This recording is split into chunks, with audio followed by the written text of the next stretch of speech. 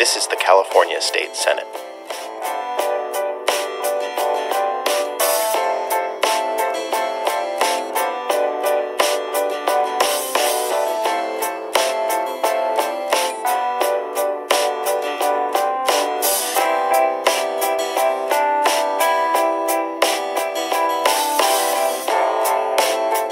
Este es el Senado Estatal de California.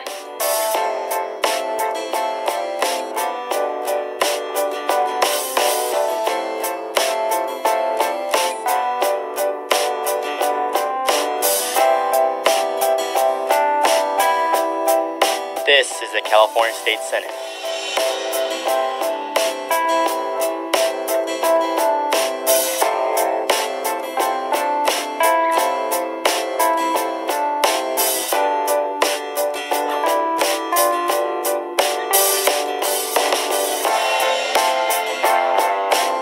This is the California State Senate.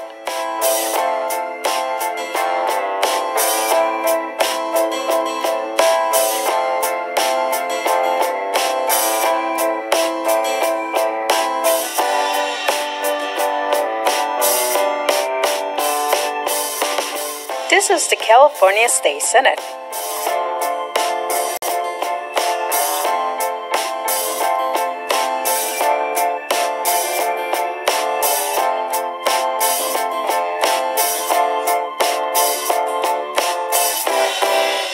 Esta es el Senado Estatal de California.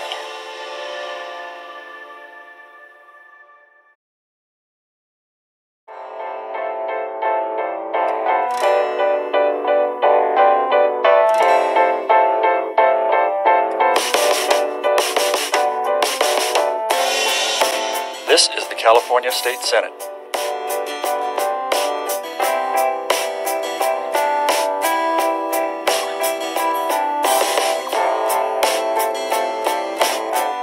This is the California State Senate.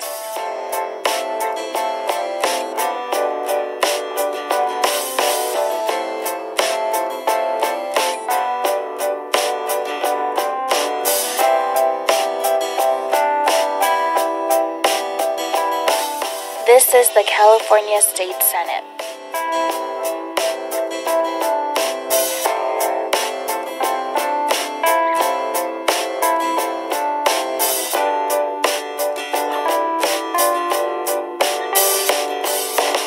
This is the California State Senate.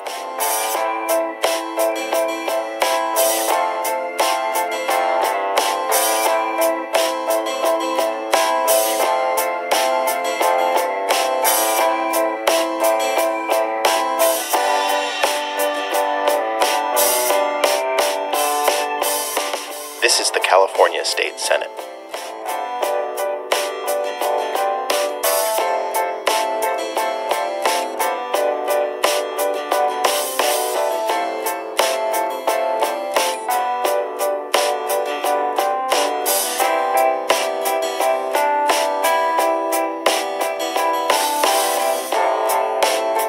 Este es el Senado Estatal de California.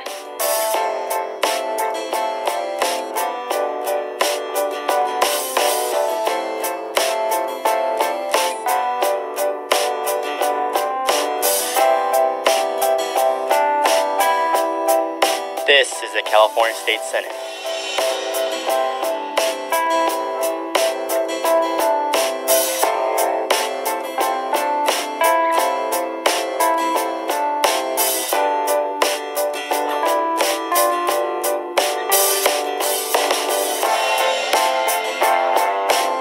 This is the California State Senate.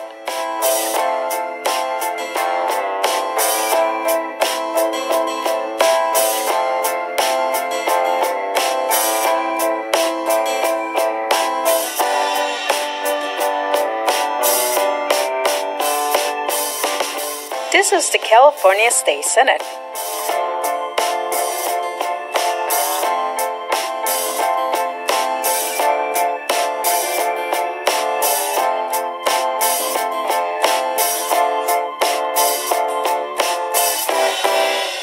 Esta es el Senado Estatal de California.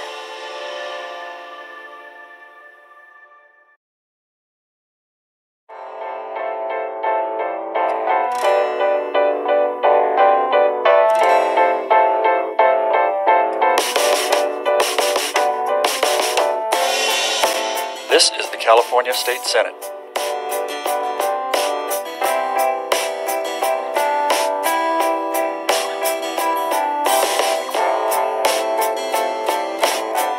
This is the California State Senate.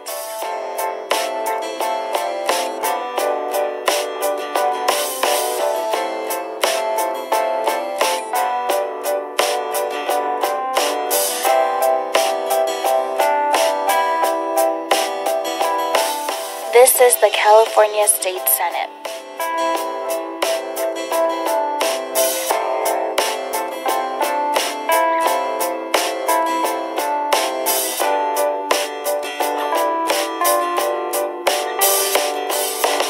This is the California State Senate.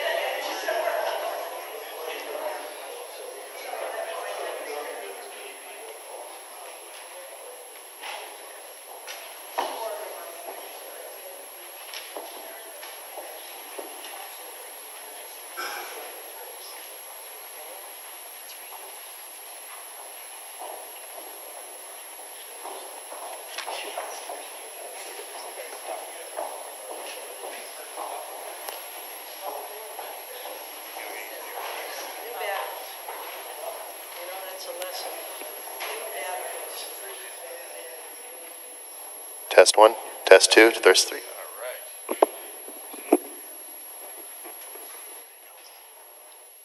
Good afternoon. So there's always a lesson. The lesson is this place has been beautifully set up for us, but they forgot new batteries. And I think that's a good reminder. Make sure you have batteries, make sure you have fresh water, and a whole lot of other things for life in general, but certainly here in our community where we have experienced just some extraordinary challenges and disasters over the last 6 months. And so I want to thank all of you and welcome all of you here today. as well as those who are joining us via live stream. And I do believe there is a large representation out there in the ether who are concerned and are participating, and I want to thank all of you who are here today for joining us. I'm State Senator Hannah-Beth Jackson. I represent the 19th State Senate District, which is all of Santa Barbara County and all of western Ventura County through Ojai, Santa Paula, Fillmore, and all the way up Camarillo to the top of the Conejo Grade and up in this direction. So the district's only about 120 miles, and every ember of that fire, the Thomas Fire, and every incident we've had in this area is in not only the 19th Senate District, but the 37th Assembly District. So my co-chair, Assembly Member Monique Limon, and I are joined at the hip, literally and figuratively. And I was thinking the other day, our first bonding moment came during the time we were having those terrible rains, and we both needed to be here, so we rented a truck and drove down from Sacramento. I think it took 9.5 hours, and we were stupid to do this. It was a very dangerous trip, but we needed to get home, and of course we've been side by side during the Thomas Fire, and then of course the 1/9 debris flow and the holiday fire. So it's an honor for me to be able to share the stage with her and to be your state senator. I know we've all been through a lot, and hopefully we are moving out of it, but the fire that we had last weekend is a reminder that we must always be vigilant, that we are only a bit of luck away from having events that are, again, going to challenge our community, but we have a spirit here. I remember being here about 6 months ago with this room filled with people who had just been through the debris flow, and seeing us come together really is inspiring. And we have, and we will continue to do so as we have our hearing today. We've entitled it Vision for Santa Barbara Recovery and Rebuild, Evaluating Where We Are Now, the long-term plan for revitalizing our community, and ensuring continued effective collaboration going forward for whatever the challenges are and the disasters that may befall us. Being strong together as a community, working with our public officials and our community, we will continue to overcome and be strengthened by the lessons that we learn. So the purpose of today's hearing is to assemble key leaders from both the local and state level to update this community on the efforts that are being taken in both Sacramento and Santa Barbara for the long-term rebuilding and revitalization of the county. And I think that by the fact that we're here, we had an incident last Friday. Our discussions about doing something that seemed appropriate after 6 months were made even more important by this fire this past weekend, which sadly took 13 homes and a number of additional buildings, but without the loss of life. And that, of course, is always the critical and most important thing. And the fact that we pre-positioned that our public safety, our fire departments, it's lessons learned. They knew with a red flag warning that there was a real potential for fire, and there is no doubt that having these fire trucks from other parts of the state, our local folks, everybody, all hands on deck, kept that fire from getting worse than it was and than it could have been. So with 9,000 wildfires ignited across all parts of the state last year, which was the worst wildfire year we've had, this year looks like it's going to be as bad, if not worse. We burned over 500,000 acres of land last year, destroyed more than 10,800 structures, and claimed the lives of 71 people. And we, of course, here in this county were among the most impacted communities in the state, first with the Thomas Fire, which also impacted our friends and colleagues in Ventura, took out about 586 homes in one strip of area in Ventura, took out homes in the Ojai Valley, and then, of course, damaged about 1,000 homes when we had the debris flow.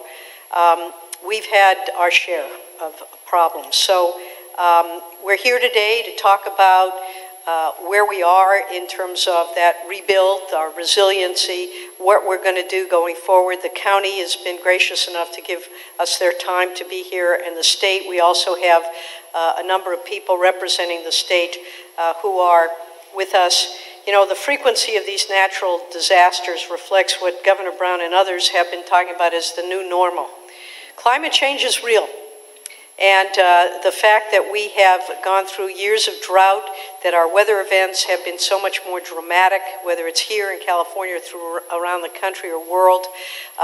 We saw when we had that debris flow, the humidity during the fire and as that debris flow was creating the lowest humidity rates. That's why that fire burned as it did. When it started, it was burning at the rate of an acre a second.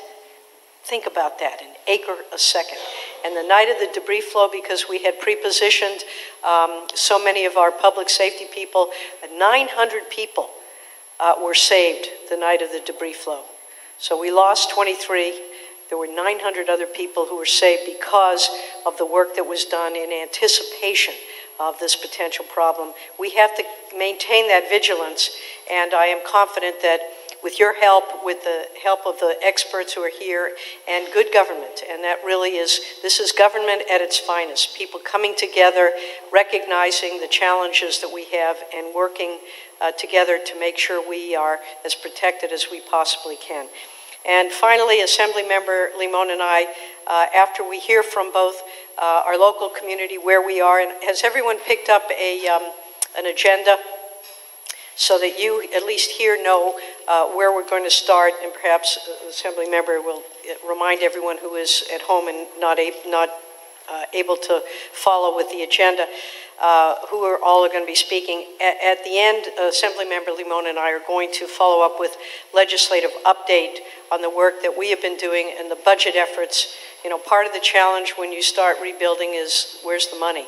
And of course, we'll have someone talking about the insurance challenges for private property owners, but the state has really tried to step in, the federal government has stepped in to help us with that recovery and rebuild, and yet there's a lot more to do. So with that, I want to hand the microphone with new batteries over to Assemblymember Limon for opening remarks. Thank you, Senator. Thank you all for being here. There's a number of you that are here that have been in touch with us throughout this, I think, process, throughout the moments that our communities have been living. When we decided to move forward with having this hearing, we did it with the purpose of wanting to bring a little of the work that we do in Sacramento to you locally. We've had hearings in Sacramento related to natural disasters, to response, to recovery, and some of you in the room have been able to join us for those. But we wanted to ensure that you had the opportunity to be here to listen, and that we had the opportunity to hear from you. And really the goal of this hearing is simply that. This will be part of our legislative record. It's being recorded, it's being live televised, it's being televised online, and additionally, each of us in our respective legislative houses chairs a committee that directly addresses the issues that we have lived, that we continue to live, and may continue to live in the future in terms of natural disasters and response and recovery. I do want to recognize, as has been said, that the work we don't do alone. We do collaboratively with individuals, with entities, with bodies of government, with private and public partnerships to understand how we better address the needs. There is a representative here from Salud Carvajal's office, Chris Hansen, who is here representing our Congress member. Thank you for being here. County Supervisor Doss Williams, who is here, and Gwen Lurie from the school board, who you'll hear from in just moments. And so these are some of the elected offices, as well as a lot of public safety offices that you'll hear from, but I wanted to recognize that the work we're doing is not done alone, and this is one part of many conversations that happen. We don't expect that today we will walk away with all the answers or solutions to the magnitude of problems that we've seen. But we do expect that this is one piece of a puzzle that gets us to a better solution, to a better understanding of the issues that our community is going through, and the ways that we can address them. Within our roles as in the state, we have some capacity to address them, but that's not the only area or only space where these issues can be addressed. And so I want to recognize that. Thank you for being here, and thank you for being a part of this conversation, and also let you know that this may be the first formal hearing that we are having here, but it is not our only opportunity to engage. We will continue to have these conversations. Both of our offices are open to continue the discussion, and by the end of the hearing, you will also hopefully better understand where our office can be of help. With that, I do want to invite two people to just give welcoming remarks, two people who have been really key in allowing us to be here today. And the first is Anthony Rainey, who is the superintendent for our Montecito Union School District, who I've had the pleasure of working with, to give some opening remarks, and then we will move over to our county CEO, Miyasato. Thank you very much. Once again, my name is Anthony Rainey, and it's my pleasure to welcome you to Montecito Union School. And this is our auditorium. We're happy to have you here. You know, we have a few different mottos at Montecito Union School that we use. And two of them I'd like to share with you. One of them is Stronger Together. And the second one is We Got This. And during the debris flow and the Thomas fire, I think this community had both those mottos as community mottos as well. We all did our part. We're stronger together. We all did our part during the disaster and then in the aftermath. And here at Montecito Union School, we certainly tried to do our part to be stronger together. We were the site for water distribution, the site for sandbag filling. We've been the site for community meetings and insurance meetings and meetings with contractors, because we feel that a strong Montecito makes a strong Montecito Union School. And we also have the motto of We Got This. And as dark as things got, we thought that everybody in this community remained optimistic. And I hope that today we'll continue to look at the stark realities, but also be optimistic, because Montecito has a bright future. I also am really happy to be here today to be able to thank Senator Jackson and Assemblymember Lamoureux for their amazing leadership. If we can thank them, please, for everything that they've done. Thank you. And specifically for public schools, both of them really went to bat for us in Sacramento to get a property tax backfill from the state of California to make public school districts whole, both in this fiscal year and the next fiscal year, because along with everything else, property taxes are likely to go down, and that's going to affect our revenue. But these folks up here on the dais really made sure that we'd be whole while we in the rebuilding process. So again, thank you for that leadership. And finally, I have some very important announcements where the bathrooms are. And so if you need to use the facilities, come out here to our beautiful courtyard and take the ramp or the steps downstairs, and you'll see bathrooms clearly marked. There's water bottles in the front, and there's a water bottle filling station around the back in case you need more. So once again, welcome to Montecito Union School, and here's to making Montecito ever stronger. Thank you.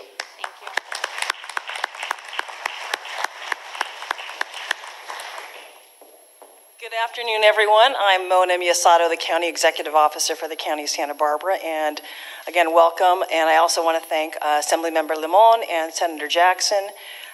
They were with us even before the debris flow. As the Thomas fire was approaching our boundaries and our borders, they were with us, communicating with us, asking what we needed in preparation. So we appreciate their time.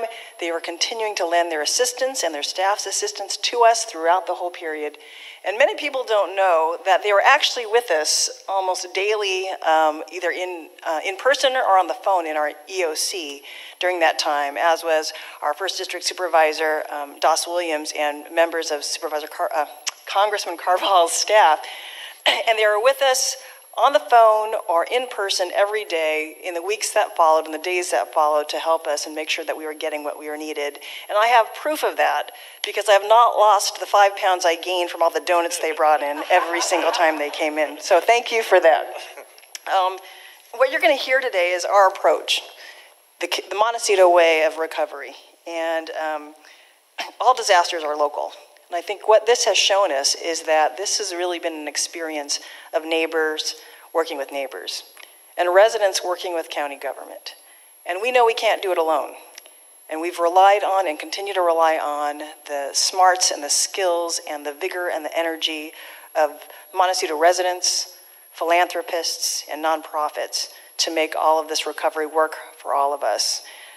It's also been led by our chair of the board, Das Williams, who he and his little girl, who you see at all the different community meetings, have been propelling us forward and making sure that this community is getting all the resources that the county can bring to bear.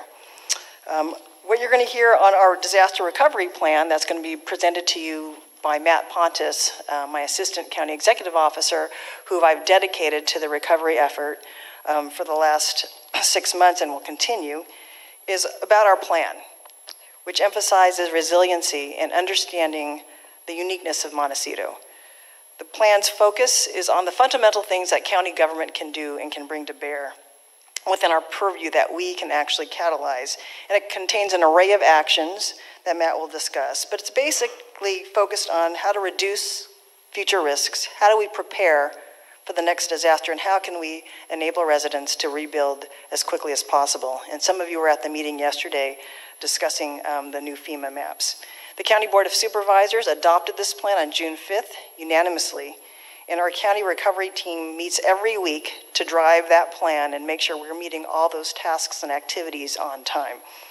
This is still one of the highest priorities for county government, above other things, not just for our chair, Das Williams, who's been leading these efforts, but for all the county. So thank you again, and with that, I believe the first panel is ready to go, and I'll hand it over to, I believe, Matt Pontes once introductions are made. Thank you very much. Thank you so much for your efforts. Sorry about the donuts, but they really were good. And certainly the work that everybody did. You know, a fire burned for 40 days. Really quite extraordinary, unlike any other fire I think that California's had, and certainly the largest wildfire in the history of this state. So we are going to go to our first panel, on the current status of the Discovery Recovery Plan.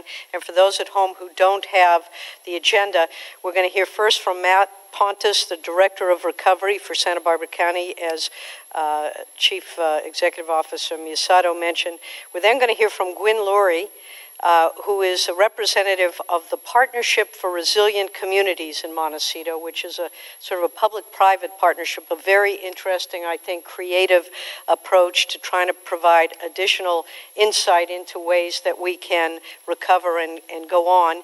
And then we have Chief Eric Peterson, who is the Chief of the Santa Barbara County Fire Department, who will give us his views. He's been involved in a number of these disasters and has some suggestions and visions that I think will be helpful. And then Kate Wiebe with the Montecito Center for Preparedness, Recovery, and Rebuilding. Many of you have seen her there. This is an extraordinary community effort to try to make sure that everyone who's been impacted has a place to go and can get the assistance they need during these difficult times. So with that, Matt, if you'd like to go ahead. Thank you. Appreciate that, Senator Jackson. Again, I'm Matt Pontes, Director of Recovery here, and I'd like to welcome everybody here tonight. We have an action-packed agenda for you, so I'm going to go ahead and get started. I really appreciated some of the comments that the representative from the superintendent's office talked about when they talked about Stronger Together. Because as we look at this recovery plan, this is something that the county could absolutely not do alone. It took a lot of work from a lot of our partners. The Partnership for Resilient Communities provided an expert to us that had worked for FEMA and Cal OES that helped us align all of our actions toward Cal OES templates and FEMA templates so that we were sure that we didn't miss anything as we tried to figure out this incredible puzzle and provide the community of Montecito with all of the tools that they needed to help get back on their feet. So with that, the Recovery Strategic Plan really is our efforts that pull together all the different disciplines, and it is not one of those static documents that lives on a shelf somewhere. This is actually version 61 of this plan and the short couple months that we've had it, because it has changed so much over time. And when new items come in, we bring them in, we solve them like solving puzzles, and then we continue to work toward them. So based upon those kinds of ideas, the plan had to be flexible, had to be very efficient with our staff time, and absolutely had data-driven decisions being made. We had the end goal of always headed towards a more resilient Montecito community. Next slide, please. The plan components had 8 sections: a storm preparation and evacuation portion, a long-term flood control mitigation section, private property rebuilding, debris on private property and what to do there, financial impacts and an economic recovery section, infrastructure repair and modifications, a natural resources and cultural section, and a community engagement portion. Next slide. With that, there were 7 main plan objectives that the plan attempted to achieve: to identify those issues most important to the recovery and develop a plan to solve the issues, ensure the public is informed on the county's efforts in the support of Montecito's recovery through all means available. And that really does mean all means available: other state, federal, and private partnerships all along the way. To engage the public and our elected officials to determine the best solutions necessary for recovery. Next slide. To utilize public and private partnerships in all of our recovery efforts, to work with nonprofits to provide assistance where the government services were not able to, or we didn't have enough of them. To continue to prepare communities for future storms and evacuations with the best data available. And you're going to hear a little bit more about that tonight. As we look towards another fall and winter rainy season, we wanted to have the most information available and make sure that we're clearly communicating those evacuations. Next slide. The last plan objective was to develop plans and strategies that address the storm preparation and evacuation for the next 2 to 5 years until our vegetation regrows. We have mitigation efforts for future debris flows and ensure we have a rebuilding process for all the different categories of damaged and destroyed properties, and that we're communicating these strategies to the community. Next slide. I'm going to go through a couple issues. The first one, storm preparation and evacuation. And I should note that this report really is a very thick report that I'll show you the web address at the very end where you can go and see more depth of the report. And what we're doing today is just a really high-level topic overview. Each of these sections has multiple pages and multiple portions. Under storm preparation and evacuation, our status locally here is that we're finalizing our criteria for evacuation thresholds. And we know that that is really important into how many folks are going to be evacuating this winter. So we have a lot of resources focused on, again, the data behind those decisions and a team of public safety professionals and scientists that are working together to work on that storm preparation. We're updating the risk map that has a debris flow portion of it, as you're all aware of the hazard maps. We have a contractor that's helping us through that. We're also going to have, starting in September, a large outreach and education plan where we will be back here hopefully again many times before the rainy season. Next slide. This slide should look familiar to a lot of you, and this was the 72-hour storm evacuation timeline that we used last year. And so we're going to be revisiting that timeline for this year. We're going to be adjusting it. We're going to be making sure that the things that worked really well continue, and that those areas that we need to improve on, that we're going to improve on. We had a lot of comments over the last 6 months on things that we could do better in this area, and we are taking them all under advisement. Next slide. Under the long-term flood control mitigations, we have a consultant that's working on debris basin modifications. We have Army Corps of Engineers that's been analyzing our basin and our channel capacities. And we have a whole bunch of hazard mitigation grant program. That's that acronym HMGP up there. And the NOI is Notice of Intent. And these are grants that we're going to be going after that help us fund flood control mitigations in the future. And we have a lot of information that'll be coming out on that in the months ahead. And we'll be back in front of our Board of Supervisors in late August to discuss some of those mitigations. Among those grant applications, they also include a future disposal sites, so we have a place to put the mud and debris and sort it out should we get further mud and debris flows, and property acquisition for floodies and flood easements. Next slide, please. Private property rebuilding. This is one of the most important issues that we took on over the last few months. And what we tried to do was put everything we needed to put it together to make it possible for property owners to make informed decisions about their rebuilding options. So this included identifying and categorizing all impacted properties. Our Planning and Development Department put together an interactive map that depicts all of the different statuses of those properties. Our Board of Supervisors, led by Supervisor Doss Williams, adopted a like-for-like ordinance that was a little more in tune and flexible with the type of conditions that exist here in Montecito after the debris flow. Our Coastal Commission adopted that like-for-like ordinance.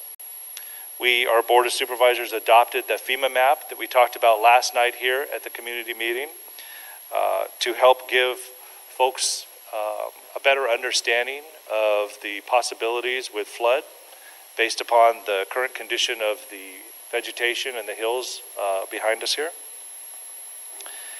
And we have set up case managers and a local team of architects and engineers to work together with homeowners to hopefully provide for as many options and as many different kind of ideas as possible that help inform them about their decisions. Next slide, please. Issue 4 was debris on private property. And as you're all acutely aware, this has been an issue that we've been struggling with and working on for several months. We're still maintaining the materials exchange website.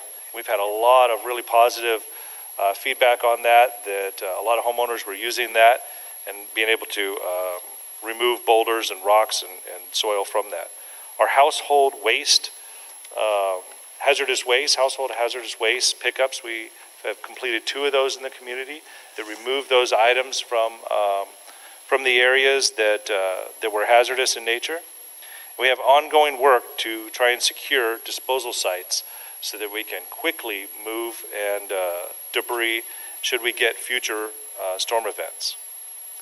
Next slide. Issue 5 in our recovery strategic plan dealt more with the financial impacts and the economic recovery of our community. We have a team of folks that are focused on full cost recovery through the Senator and Assembly members' offices. They've been instrumental in helping us with the property tax backfill from the state of California that is critically important in giving us the tools that we need here locally to do some of these hazard mitigation projects and other things. We have 13 hazard mitigation grant projects that are submitted to a total ask of $52 million, but that comes with a local match of over $12 million.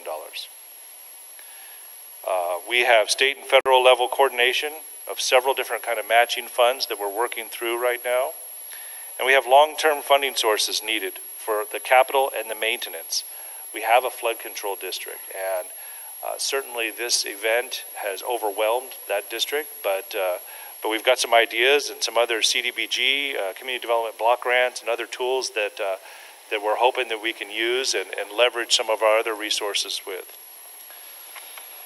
Next slide. Issue 6 in the recovery strategic plan was the infrastructure repair and modifications. And this is an area where we've listed just a few projects here.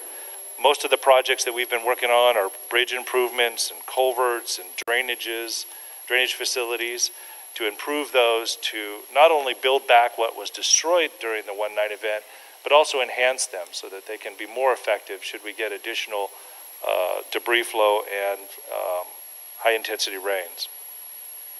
We've also done other hazard mitigation projects for Bella Vista and Lisos Drive culvert replacements, and again with the goal to restore those facilities to pre-storm conditions. Next slide, please. Issue 7 focused on our natural and cultural resources. As you're aware, and those of you that have been in Montecito or lived here for a long time, it looks quite different in many of the areas across Montecito. So we've been in discussions on engaging the community on different kinds of ideas and potential projects to help restore some of the natural or cultural resources along the watersheds. We've also been in discussions recently with Santa Barbara Land Trust, looking for opportunities to collaborate together to provide for some areas that help both achieve a setback from the watercourses or allow us to do additional debris basin protection measures. Next slide, please.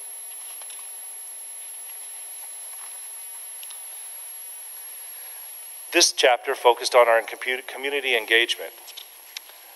One of the, I think, best things that we were able to do is to work collaboratively with the Orfalea Foundation and a whole lot of nonprofits to establish a Montecito Center that acted like a hub and still continues to operate as a hub in the community where folks can go in and talk one-on-one with a person about the issues or the questions that they have, and it's not just calling some phone number that connects with somebody that they can't see and talk to.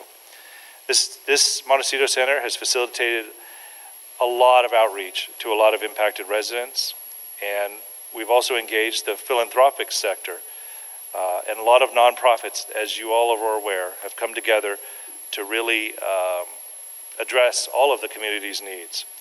We've also had a large showing of emotional support by 805 Hope and the additional groups that have been focused on community wellness across the community. Next slide. As hopefully all of you are aware, we've had a communication endeavor across the entire Thomas Fire and 19 debris flow and throughout recovery. And our readysbc.org website has been up there where we post all of our newest information. We take questions and hopefully have organized that in a way that is clear and easy to read and have included newsletters and other things for folks out there. Next slide, please. Ongoing needs. We continue to have ongoing needs as we continue to move through the different phases of the recovery. Continuing of the disaster declaration at the state level and a linkage to those future events is going to be critical as we are still under threat, much unlike a lot of the other disasters that happened in the last year across the state where there was a threat, something happened, and they've moved into recovery. This particular event has challenged us, and we're still have risk based upon the winter ahead. We're still going to be asking for some assistance with TOT backfill in the future. We have about a $2.5 million loss. We're looking and working with a lot of different partners and companies on improved alerting systems and utilizing the best technology available. And also through regulatory flexibility as we address some of these mitigations in debris basins and some of these other technology solutions across Montecito. We are hoping to get some flexibility on regulatory conditions. So that is the end of our recovery strategic plan, and hoping either now or later we can address some questions that the group may have. So next I would like to introduce Gwen. Oh, question. I think if we may just take questions toward the end, because otherwise we're not going to get through this program, and we want to hear from everyone. So save that program. I've got a couple too. And if we could ask you no more than 10 minutes so that we didn't prepare a dinner for everybody. So we want to get people out of here so they can go home. But Gwen, anxious to hear what you have to say, so if you could. Thank you, Senator Jackson. Mona, I was thinking as you were talking about the 5 pounds you've gained that I was started to wonder about the environmental impact of the collective weight we've all gained, and thinking that maybe we need to put together like a community health program after we get through with our resiliency plan. So, over the last few weeks, like most of you, I'm sure I've been watching with great interest the rescuing of these boys in Thailand in this cave. And, you know, I think there's some real parallels here. We're in murky waters, and there's not enough oxygen. And we need guidance to get us to a safer place. And I just want to say that we're so grateful to have such incredible leadership in the state, Senator Jackson and Assembly Member Limon, and in our county, Das and Mona, and in the CEO's office. We really, I've personally been so impressed and so heartened by the coming together of this community. So thank you so much for that. I was asked to represent my group, which is the Partnership for Resilient Communities. And let me just give you a little background on how we came together. The core team of my group is Brett Matthews, who is the former actually president of the school board of Montecito Union School and is an entrepreneur and kind of expert in public-private partnerships. Joe Cole, the chair of the Planning Commission and a land use lawyer in Montecito. Pat McElroy, former Santa Barbara City fire chief. Les Firestein, contractor, builder, innovator, happens to be my husband, but I would have married him again after I've seen the kind of effort he's put into this endeavor. Mary Rose, who is a public policy consultant and has been an amazing partner in this. Alix Mattingly, another local person. And really what happened is after the debris flow, we all came together, and like so many people, we were looking for our lane of where to help. And we went to the county and basically said, how can we help you manage this thing that none of us have ever seen before? We were all in over our heads. And we basically said, we want to help you make our community as safe as possible and put together a plan so that we can emerge, to quote the $6 million man, better, stronger, faster, and really get through this as a more resilient community and not, here's a double negative, not be able to do things because any one branch of government didn't have the bandwidth or the money to do it. So that was really our goal, was just what can we do now to make us more safe, to make the mountain more safe, and that's really where this all began.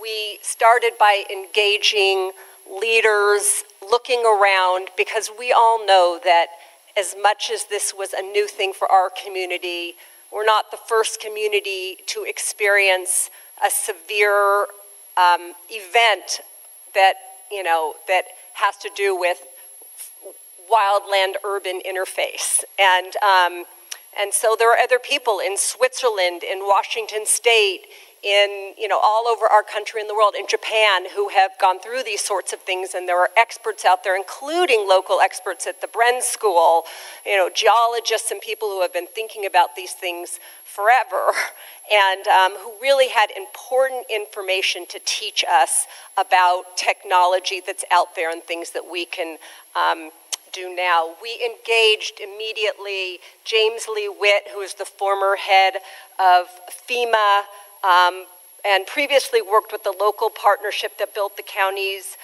Aware and Prepare program and the Emergency Operations Center. We hired Admiral Thad Allen from the Coast Guard, who had real experience in dealing with these kinds of natural disasters. And we hired David Fukutomi, who to work as a bridge between our group and the county. And David is the former deputy director of Cal OES and former senior official at FEMA, so he had some real expertise to bring to these issues as well. And of course, you know, our most important partners have been the county and the state. CEO Mona Miyasato, who has been really from the very beginning, and I'm going to name some of these names, then I'll quickly get to what we're actually doing. But the fact that these people who were so overwhelmed opened up their arms to a partnership and really welcomed the help and joined arms with us was so impressive to us and heartening, and I just can't tell you how much we appreciate it. Matt Pontes, who was supposed to be less interesting so that I would sound more interesting, but that didn't work out.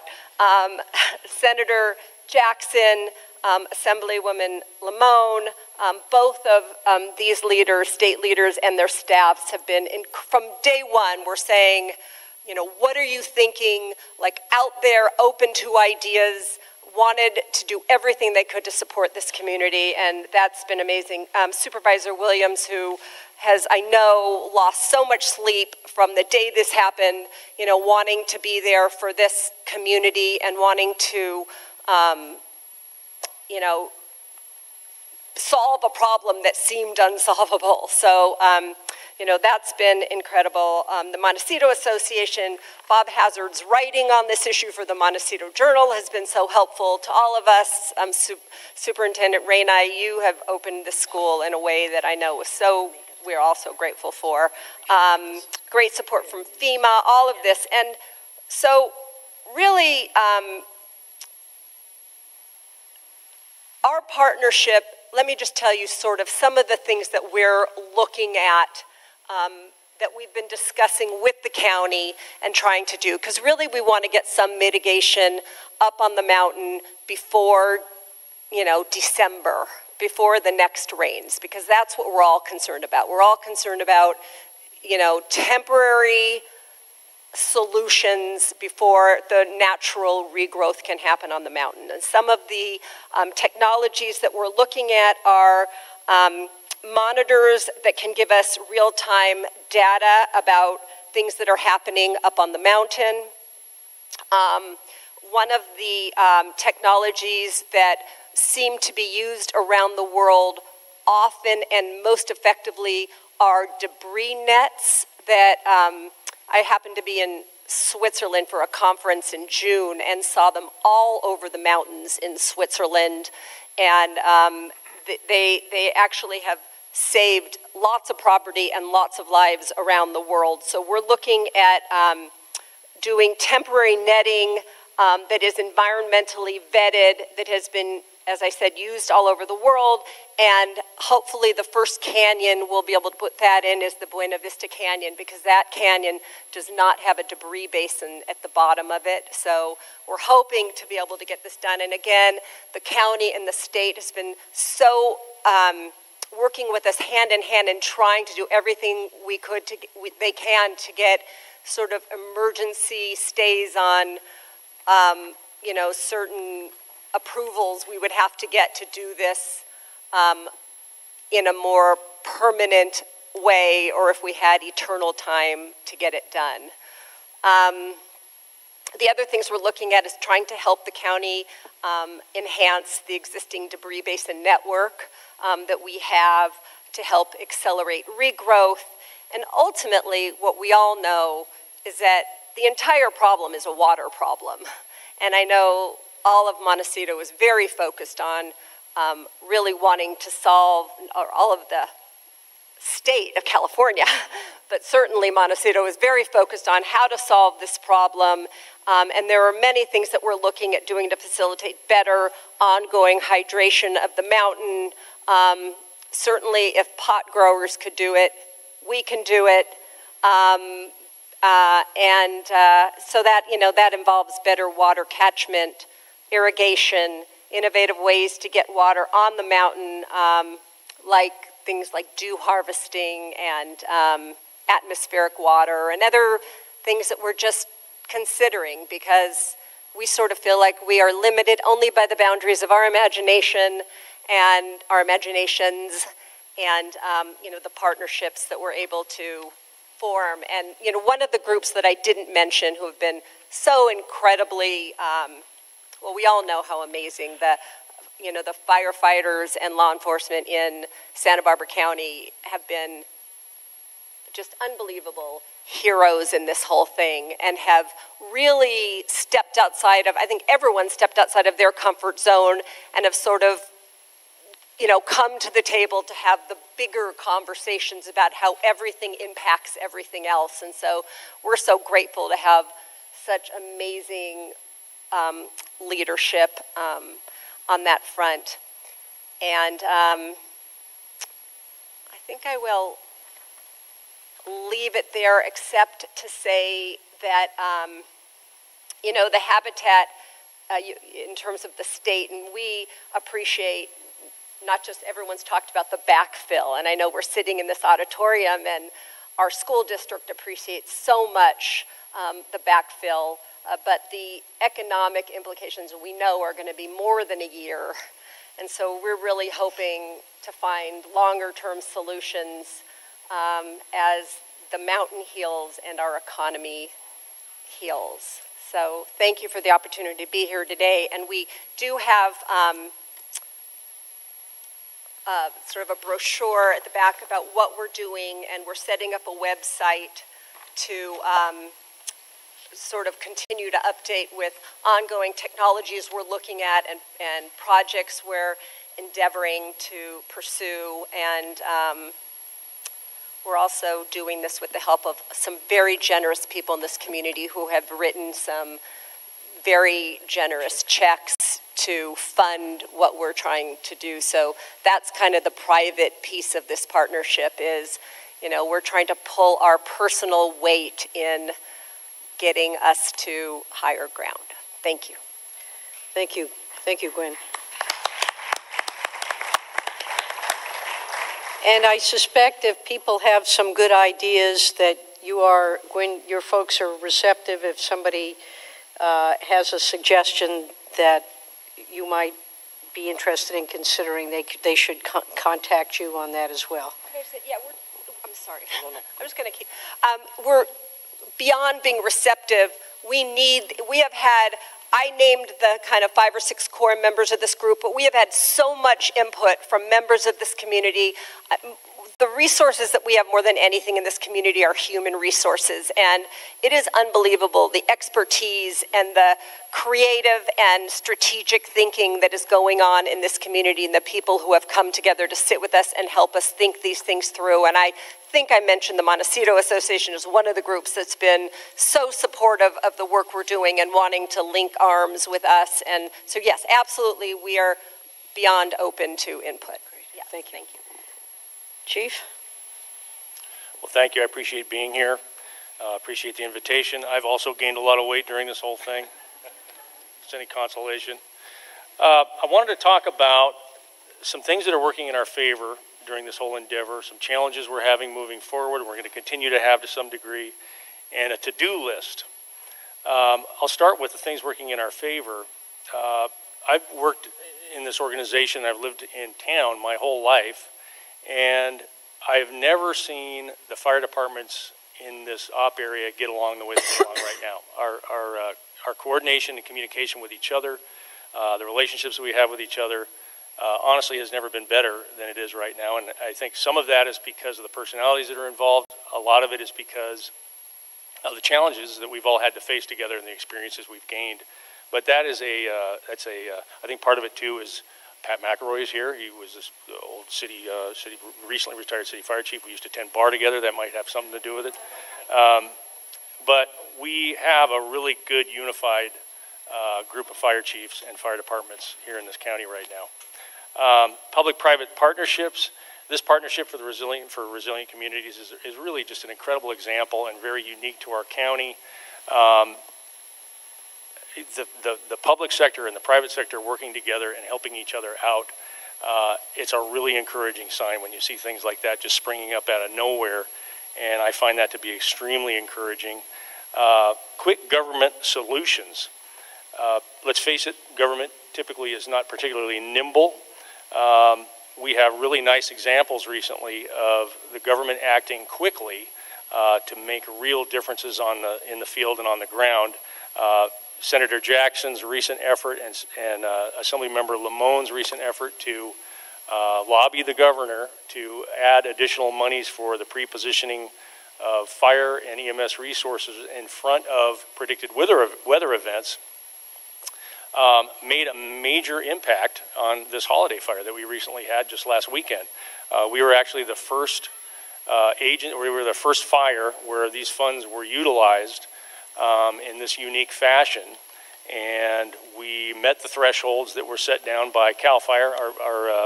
I should also say that our relationship with CAL FIRE and with our federal partners has never been stronger also. We have Tom Porter from CAL FIRE here with us. We met the thresholds, and we were able to pre-position 5 resources, five fire engines, a strike team essentially, that we would not have had otherwise, put them at the corner of Hollister and Turnpike, and they were there for 2 hours before the holiday fire broke, and they were at work literally within minutes of the fire starting. So that is an example of government being nimble and making a real solid example. So that I think is extremely encouraging. We have an engaged community, obviously. This Montecito Recovery Center that the county is putting out there. Again, I've been here for 32 years almost, and I was here for the paint fire. I was here for Jesusita T. I don't remember the county leaning this far forward on a recovery effort ever before. And you know, my CEO, Mona, has given up half her staff. She's having to do a lot of Matt Pontes' work lately. But I think those are very encouraging things. So those are good things. The challenges that we're having moving forward, at the most, we have about a month to do fire prevention and any kind of substantive fuel management because of this climate change. We literally just don't have the time that we used to. We used to have sort of a semi-well-defined fire season. Steve Oakes, our fire marshal's in the back. When we came on together, there was a fire season, and there was a non-fire season. And non-fire season is when you did all your training, you did all your fire, your fuel management, and we don't have that kind of time anymore. And in my opinion, the fire service needs to adapt to that, and we're still in the process of trying to do that. I should also say that when I speak, I'm speaking for all of the fire service. I'm not just speaking as the county fire chief. We have Chip Hickman here, Kevin Taylor, Travis is here from Montecito Fire Department. I think they'd all agree with the things that I'm saying. We have a difficult time getting this work done because on top of the fact that we're always on fire, it seems like, the demand for mutual aid resources out of our county is extremely strong. Because we ask for so much help here locally, we are duty bound to provide help and provide mutual aid out of county. And in fact, when this holiday fire broke, we had a strike team out of county, and I think Montecito had some people out also. So it's really a year-round issue that we are still coming to grips with, and we have more work to do. We have less time to do environmental review for fuel management projects. There's some misinformation out there that I think didn't used to pose as big a challenge as it does now, but it poses a bigger challenge now. Managed burns and fuel breaks are tools that we need as fire departments and firefighters, and when there's misinformation out there about the efficiency or the effectiveness of those tools, it makes our job harder, and I find it personally offensive. We would not have been able to stop the Thomas fire without the good work that Montecito did, providing the fuel breaks and the thinning around the back of Montecito. That is what stopped that fire, and another fuel break running up to Gibraltar Road. We could not have put 400 fire trucks and 1,000 firefighters, or more firefighters even than that, up here to stop this thing. Unfortunately, we're unable to save the watershed. Convincing the public that when we say this is the new normal, we really mean it. I don't want to sound gloom and doom, but when we say this is the new normal, what that really means to us as firefighters is this is not a hump we're going to get over. This is reality now. We're not going to get over this. It's not going to get better. And so as a community and as a fire service, we need to adapt to that. That's a challenge. It's very difficult to coordinate local, state, and federal landowners, ranchers, farmers, the environmental community, elected officials, in time to do substantive fuel management projects. It's really, really difficult. It was difficult in the old days before it got like it is now, and it's even more difficult now, and that's something I'll mention a little bit later here. Learning from history, I think that we really, especially here in Santa Barbara County, we need to learn from history. In 1990, I was here 3 years as a firefighter, and we had the Painted Cave fire, and very similar conditions that we had at the Holiday Fire. What we keep learning is that these fires, they like to start up in the mountains, they like to run down into populated areas and take homes and kill people. They run back up in the hills at night, and then they run back down the next day. It happened during the Tea Fire, happened during the Miyasato fire. But what is happening now, and I think what we really need to be aware of and conscious of, is the interval between those events used to be 5 to 10 years.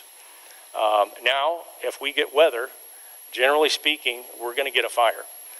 The interval between those large catastrophic events is increasing, and we need to adapt to that. We need to take substantive action. So here's my to-do list. In my opinion, we need a county-wide, I don't know if this is the correct terminology or what we're even going to call this thing, but I believe that we need a county-wide fuel management working group comprised of all those people and all those members of organizations that I just mentioned that need to be coordinated in order to get any work done.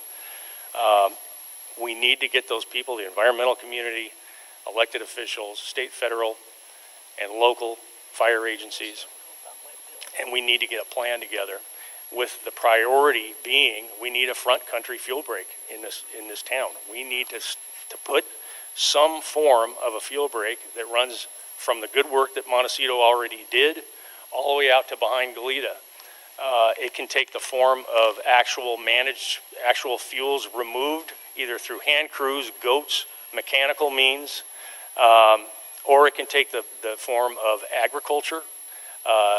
You know, I think there are friends of ours in the agriculture community who would hate to hear me say that, but avocados and ag belts act as big heat sinks, and they take up a lot of embers. You know, when we had the Sherpa fire, the avocado orchards out there went a long way towards saving Goleta from catastrophic loss.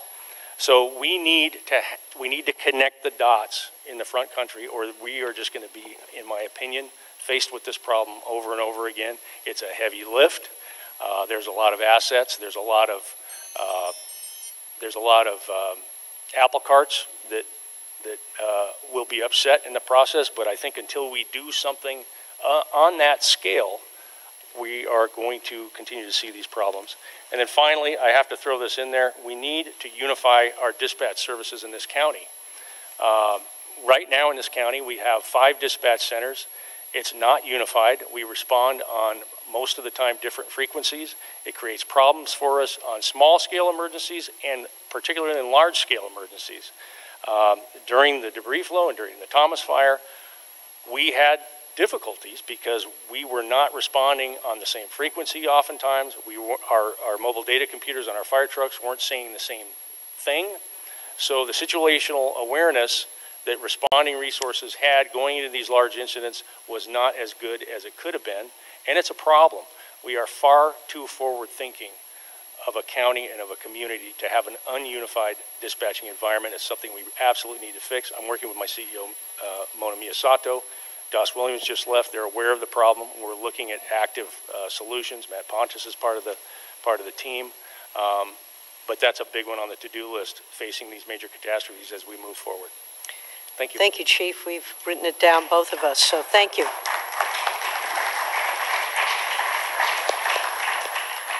And so people aren't too discouraged. We are actually moving on those levels, and we'll talk about that a little later. Thank you. And now, Kate, would you share with us what's going on? If you could keep it under 10 minutes, that'd be great. Thank you.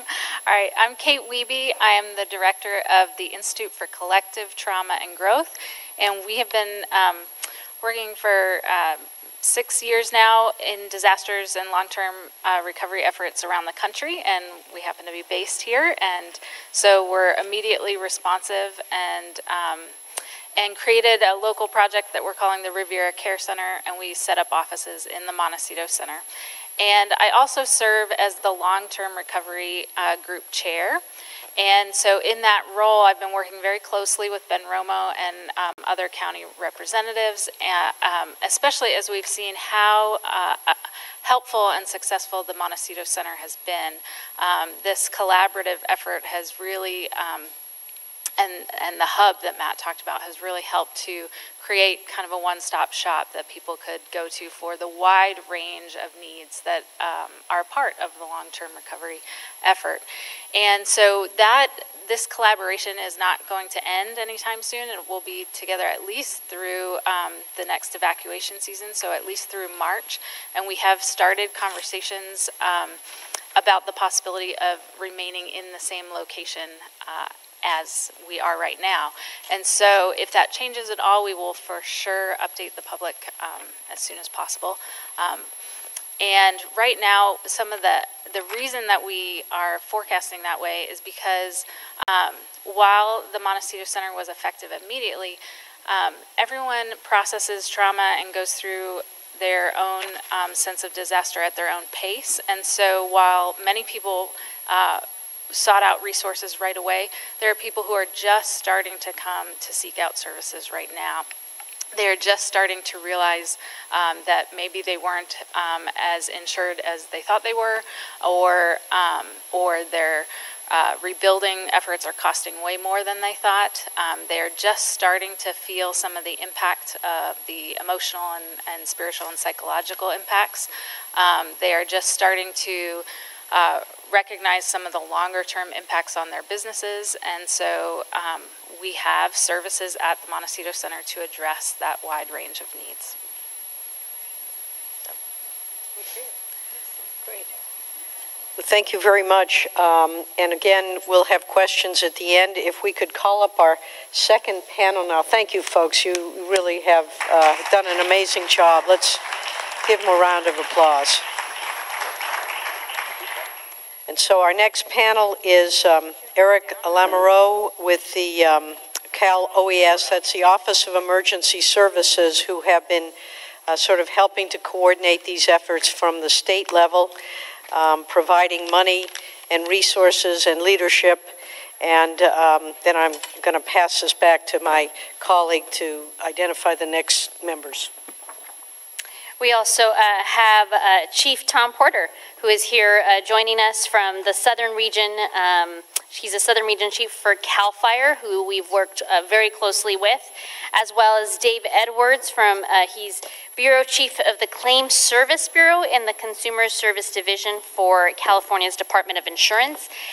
This panel is, again, focused on some of the efforts that the state has engaged in response to the natural disasters and the post-natural disaster situations. So we will start with Eric Lamoureux.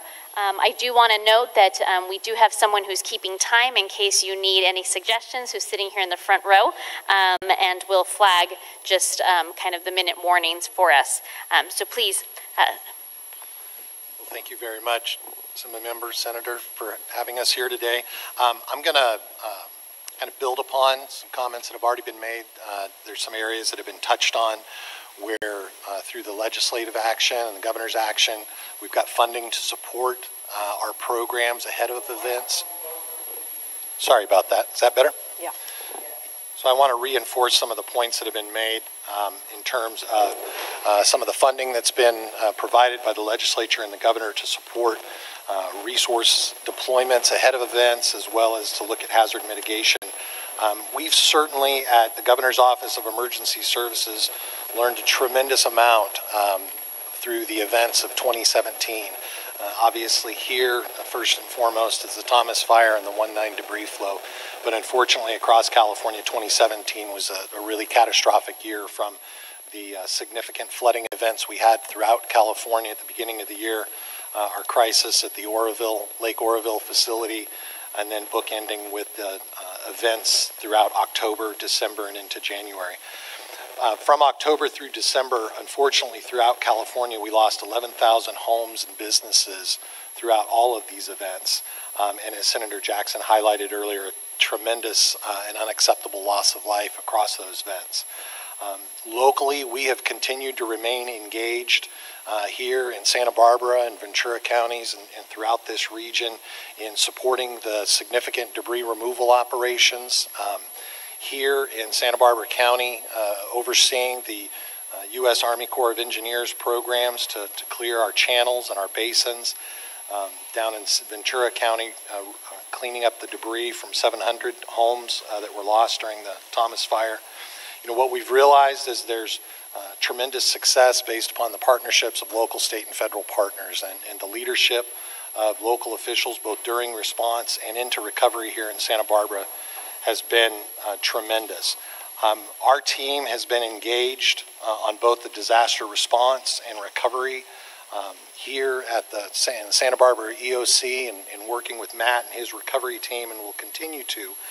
And as we've worked to ensure that there's an expeditious flow of federal and state dollars for those recovery efforts, you know, we're working on what can we do better to be better prepared for that next event. Through the leadership of the governor and Director Ghilarducci, earlier this year, after the catastrophic debris flow, when we saw additional events coming in, additional weather events, we actually did something we've never done before. We pre-positioned recovery resources. We mobilized state agency experts from the Department of Water Resources and Caltrans and other agencies, as well as we tasked the federal government with mobilizing the U.S. Army Corps of Engineer contractors in the event that we had another event like the 1-9 flow, so that we could expeditiously get in there and clean up debris and get the community back on its feet. Fortunately, those storms didn't manifest the way we thought they were going to, but we were prepared for that. Additionally, as we saw most recently with the fires last week, we had the ability through additional funding and legislation that had been authorized to pre-position critical resources to support Santa Barbara County. As was noted, we had through $25 million in funding statewide. We have the ability now to pre-position in coordination with CAL FIRE and local partners critical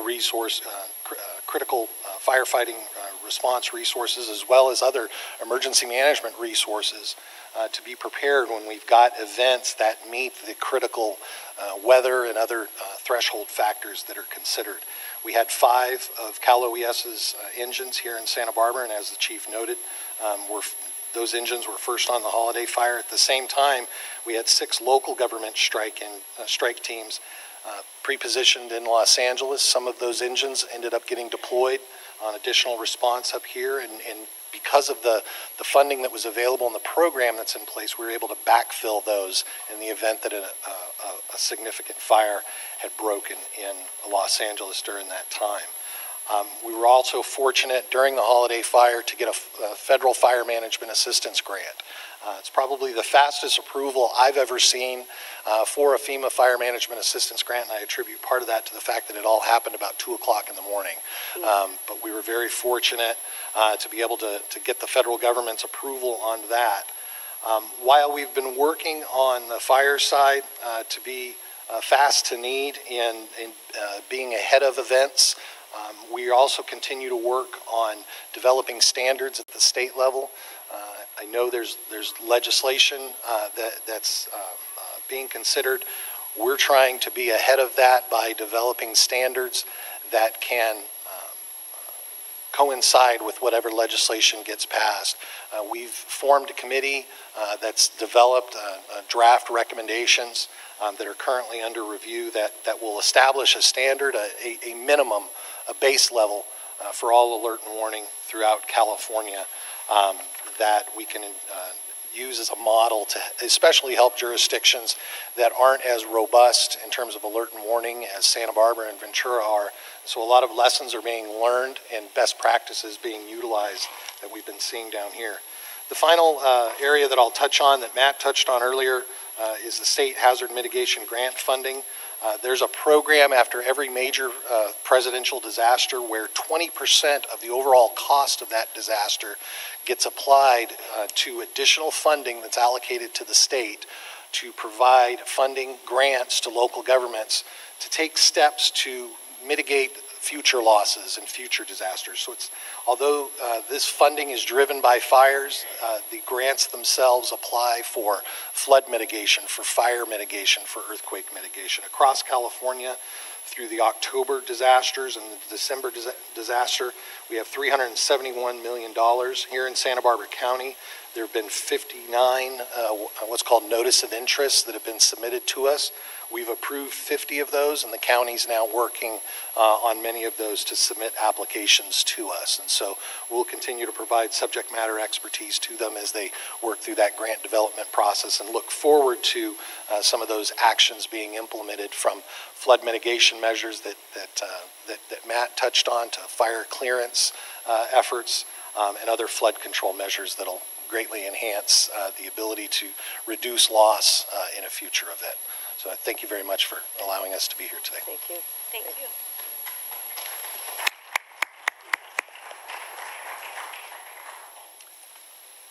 And up front, thank you, Senator Jackson and Assembly Member Lamone, for having us here.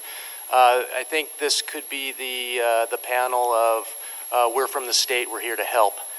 And I say that with a little bit of a joke in my voice, only because that truly is what we're best here to do, is help your local government officials and your local departments to recover from what you've been through.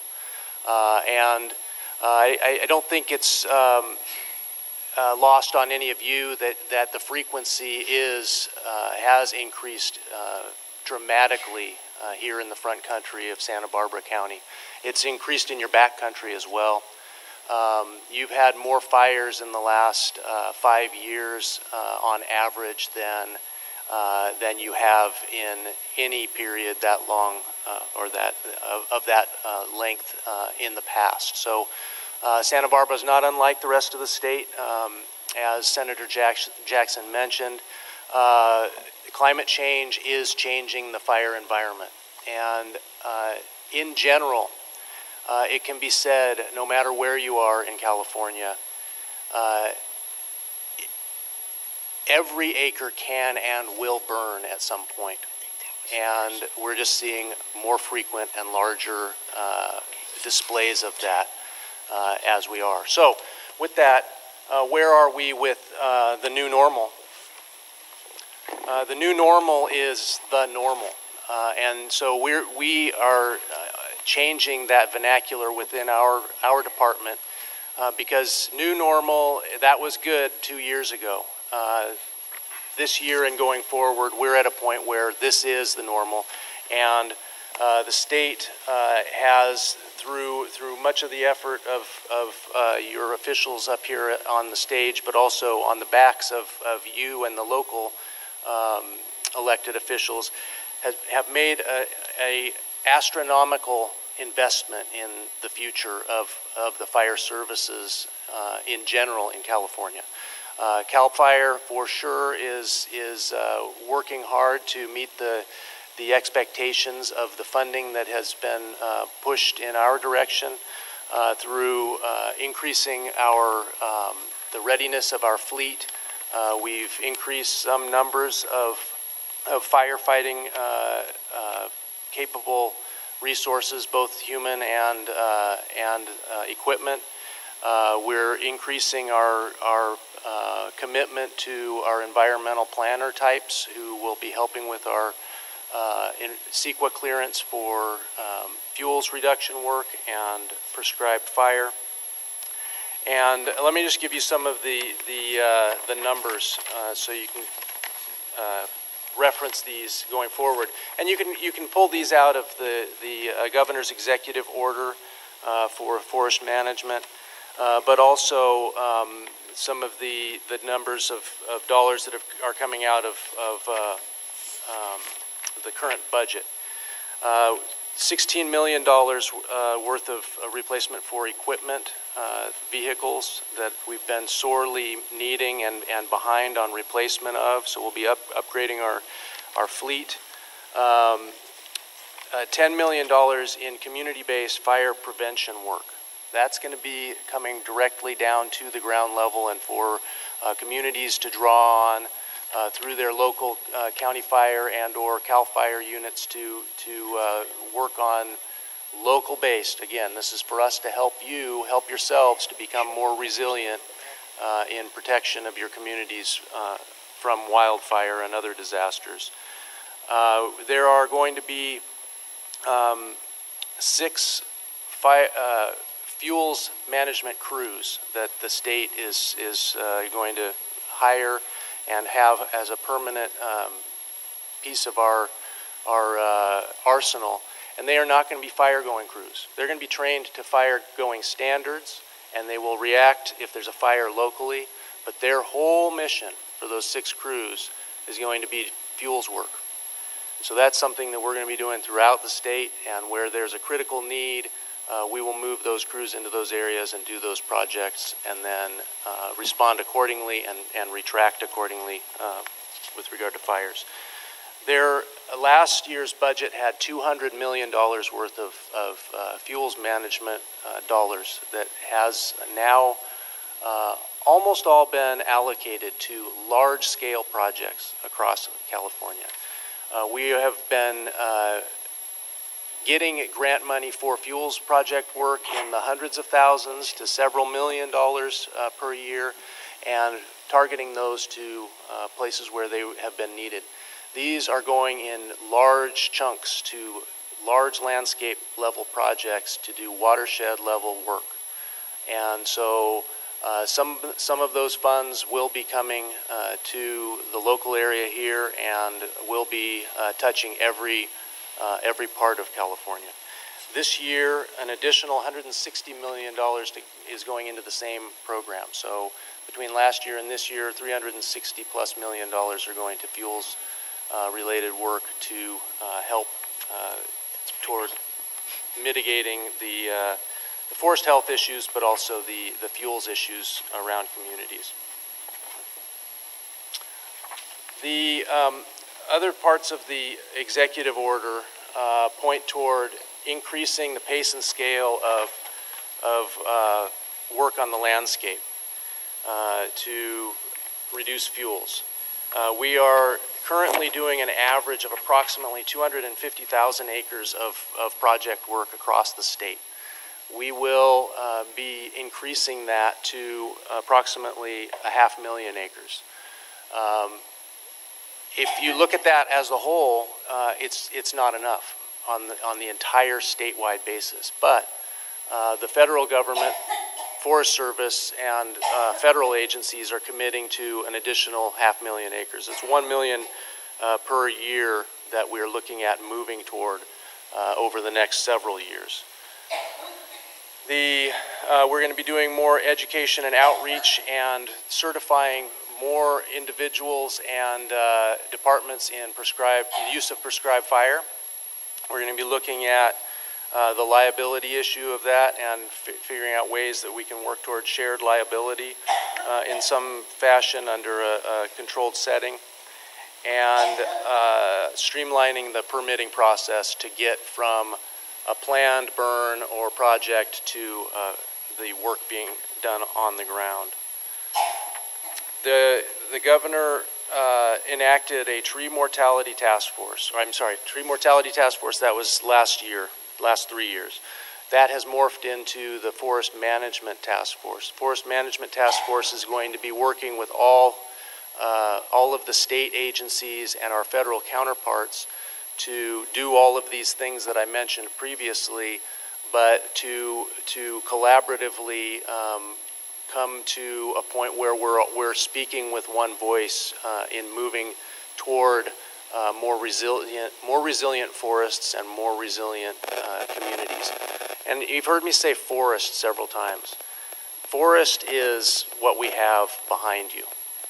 If you think of forest like the Forest Service calls their forest, we have a lot of acres of forest that are in Southern California that have no trees on them, but that still is forest. So When I'm saying these and working through some of these issues that we are going to be working through over the next several years and possibly decades, think of the forest as everything that's out your back door, and know that we only control and have the ability to work on those private lands that are between us and the federal government, but also know that the federal lands managers are committed to working with us to move forward on the things that we need to have resilient forests, watersheds, and communities.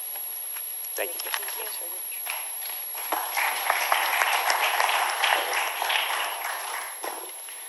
Senator Jackson, Assembly Member Lamone, thank you for the opportunity for us to be here tonight and putting this together.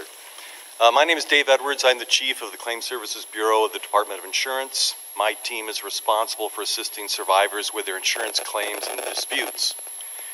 Insurance Commissioner Dave Jones was able to visit Santa Barbara County a number of times earlier this year and wanted me to convey his continued commitment to using all the powers of his office to assist survivors.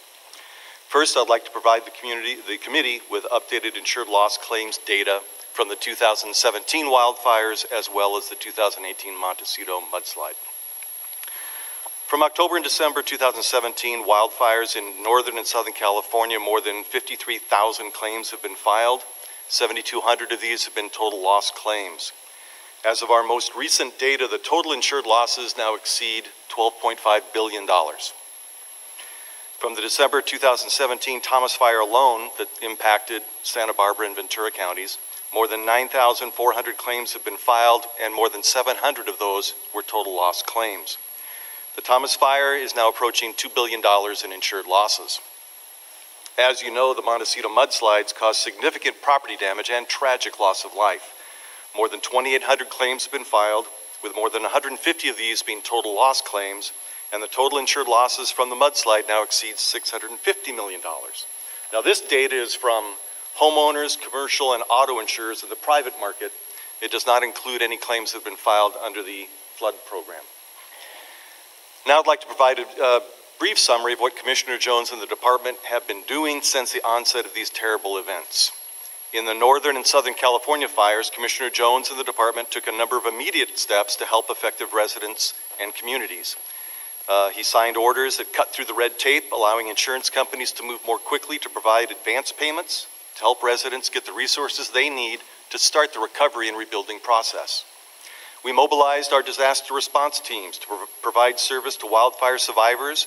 We issued notices to make sure that insurance professionals, including public adjusters, insurers, and claims adjusters, were reminded of their obligations to know and follow all laws pertaining to claims settlement, including the California Unfair Practices Act, the Fair Claims Settlement Practice Regs, and additional consumer protections that supersede standard policy language when there's a declared disaster, such as was the case with these fires and the mudslide. In addition, our consumer services team was deployed to local assistance centers, providing one-on-one support for thousands of fire survivors. Our investigators and detectives from our enforcement branch teamed up with the Contractors State License Board and local district attorneys to attend town hall meetings, visit affected neighborhoods, and to educate residents on how to avoid scam artists that prey on disaster victims after the disaster occurs. Commissioner Jones issued a notice to insurance carriers asking them to waive the requirements of a detailed home inventory for policyholders and to pay up to 100% of the contents coverage, so that fire survivors who experienced a total loss could be spared the painful task of trying to remember and list every item they owned. The insurers that agreed to comply with our request made up more than 98% of the total loss claims filed as a result of the 2017 wildfires. Regarding the January mudslides, Commissioner Jones toured the impacted locations. We deployed our disaster response teams to the areas to assist people at the local assistance centers. We also held town hall meetings and workshops to assist as many survivors as possible. In January of this year, after hearing that some insurance companies were advising their insureds that mudslide damage was not covered under the homeowner policy, Commissioner Jones issued a notice to all property insurers. This notice reminded insurers of the efficient proximate cause doctrine, which is California law.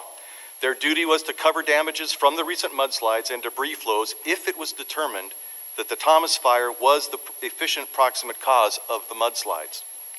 The preliminary and subsequent information showed that the Thomas Fire, which was a covered peril, was the efficient proximate cause of the subsequent mudslide and debris flows. Therefore, we do expect insurers to cover these claims under the property owner's, homeowner's insurance policy, as well as under commercial policies in most cases. We understand that for those whose homes are covered under the National Flood Insurance Program, their claims may be completely or partially covered under those policies as well. The department held several one-on-one workshops that allowed survivors the opportunity to speak with department claims experts in a private session. On the Central Coast, those workshops were held in February, both in Ventura and Santa Barbara, and again in April in Santa Barbara. We met with hundreds of survivors during those workshops. In all, Commissioner Jones and my staff met with more than 5,000 survivors statewide in these various venues. After meeting with fire survivors across the state and having heard firsthand the challenges they were facing, Commissioner Jones directed the Department of Insurance to develop a package of proposed statutory changes to strengthen the law in this area. The department sponsored and drafted several bills that would assist current and future survivors of wildfires and other disasters with their recovery. Several of these bills are still active, and it is our hope that they will be enacted in as strong a form as possible. Some statistics. To date, the department has received 462 consumer requests for assistance or complaints relating to the October and December wildfires. Many of these cases are under investigation still, but so far, through our intervention, we have been able to recover more than $40 million for survivors. For the Thomas Fire, the department received 84 consumer requests for assistance, and so far we have been able to recover $4 million for the Thomas wildfire survivors. For the Montecito mudslides, the department has not received a large number of complaints, especially after Commissioner Jones issued his January notice advising insurers of the efficient proximate cause doctrine. We've received about 20 complaints. I would like to say that if any member of the public has suffered a loss from the mudslides, please file your claim with your insurance company. If that claim is denied or even delayed, please contact the department and file a request for assistance. Now, last week, the department received 2 specific questions from committee staff. I would like to address those questions. The first question involves insureds who do not feel that their insurer is providing adequate compensation for their claim. We were asked, what would your office suggest they do next to rebut the insurance company's offer? Are there resources that either your office or another entity can offer to guide individuals through this process? In the case where an insured is at an impasse with their insurer and feels they are not being fairly compensated, we would ask that you immediately contact the department so we may assign the case to an insurance compliance officer who can seek to resolve the dispute. Our department staff have the expertise to resolve many of these disputes, and if there is an issue that cannot be resolved through our direct intervention, the department administers a statutory disaster mediation program. Under that program, a survivor may wish to enter into mediation, where we assign an outside mediator to seek resolution of the claim dispute issue. This mediation program is free for a consumer. It is non-binding. So if the consumer is not happy with the suggested settlement, the consumer may walk away and pursue other remedies. At the conclusion of this hearing, a member of my team will be in the back of the auditorium with brochures that describe the mediation program. The second question we were asked it seemed to imply that some insurers are delaying mudslide damage claims in order to wait for a report or updated FEMA maps. The question also suggested that updated FEMA maps may be used and impact future insurance rates and premiums in the area of the mudslide. The department is not aware of any insurer that is waiting on a FEMA report or updated map in order to investigate, evaluate, or settle either a wildfire or mudslide claim. We have received no complaints that any insurer is delaying settlement of claims waiting for a report or updated map. If there is a constituent that is experiencing a delay by their insurer on this basis, they should immediately contact us. The question also refers to the possible readjustment of insurance rates. Insurance rates are regulated by the department under very strict standards. An insurer may not automatically raise rates and therefore individual insurance premiums without first submitting a new rate filing with the department's rate regulation branch. That filing must then be approved by the department. Therefore, we do not expect there to be any immediate rate premium impact as a result of new reports or mapping of the Montecito area. However, the department will obtain and review any reports or maps that are prepared. Lastly, for any type of insurance issue or dispute, if any member of the public is having difficulty with or just not sure about the advice being given by an insurer, an adjuster, an agent, or a broker, please contact our Consumer Services team toll-free at 1-800-927-4357. Or you can visit us online at insurance.ca.gov. Now, we can't resolve all the issues or disputes that are brought to our attention, but we certainly cannot help if we're not contacted.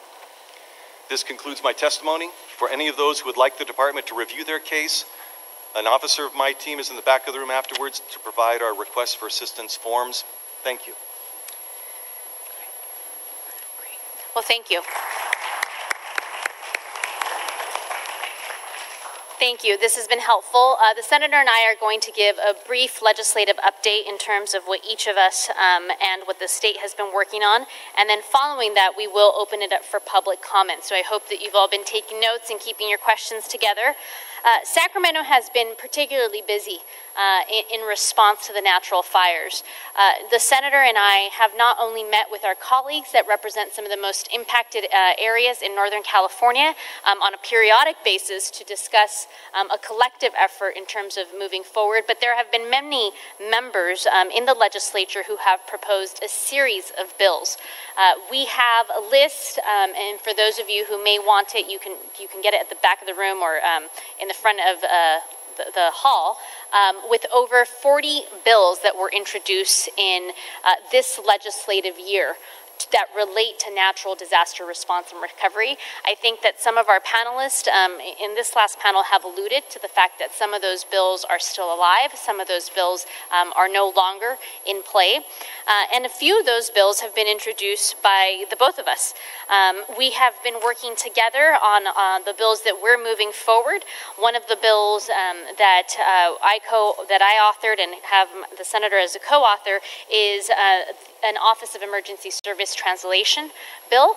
We know, we heard loud and clear, as did Northern California, how important it was to get timely information out for the state, in a state that represents over 44% of individuals who speak a language other than English in their home, and that is something that we are working on. Unfortunately, a bill that we did start to work on, but that did not make it all the way, was a consolidated debris removal program. What you have all experienced in terms of the services with consolidated debris removal is something that is not law. It tends to happen because we work on it to make it happen, but that is not a law, and we are working and will likely revisit it in the coming years. But that is a bill that died. Bills die in a number of 6 to 8 different processes, and they can die in different ways. And so that was one of them. We did have actually the CAL FIRE chief mentioned one of the bills that we authored, which is the Fire Prevention Activities Local Assistant Grant Program that has over $10 million to create a new fire prevention working group composed of representatives and stakeholders from state agencies, local government, academia, industry, and nonprofits that have experience and are involved in state fire prevention. This bill is a working group with the grant program to identify what those methods are. Those are some of them. I know that we additionally have some budget work that we've been able to successfully get to our communities. I think that you've heard both from the local group and the state representatives that some of those funds include backfill for property taxes for both Ventura and Santa Barbara County, backfill for attendance-related loss with school districts, and that's specific to K-12 and community college school districts. We do have, as well as some match money for the associated debris removal for both Ventura and Santa Barbara County as well. So those are some of the efforts, I think, that we've engaged in. Everything we've done, as the Senator has said, we've done together, not just because we represent the district, but we've also done it with colleagues in Northern California and colleagues in the state legislature as well. And I would say that it's this whole circumstance with the Thomas Fire was somewhat prescient. I chair the Joint Committee on Emergency Management and have been very actively involved in this issue since I was elected to the Senate. I chaired it for the first session, which is 2 years. I was the vice chair last year and the chair this year, and it so happened that on December 4th, I was chairing a committee meeting on the early alert systems.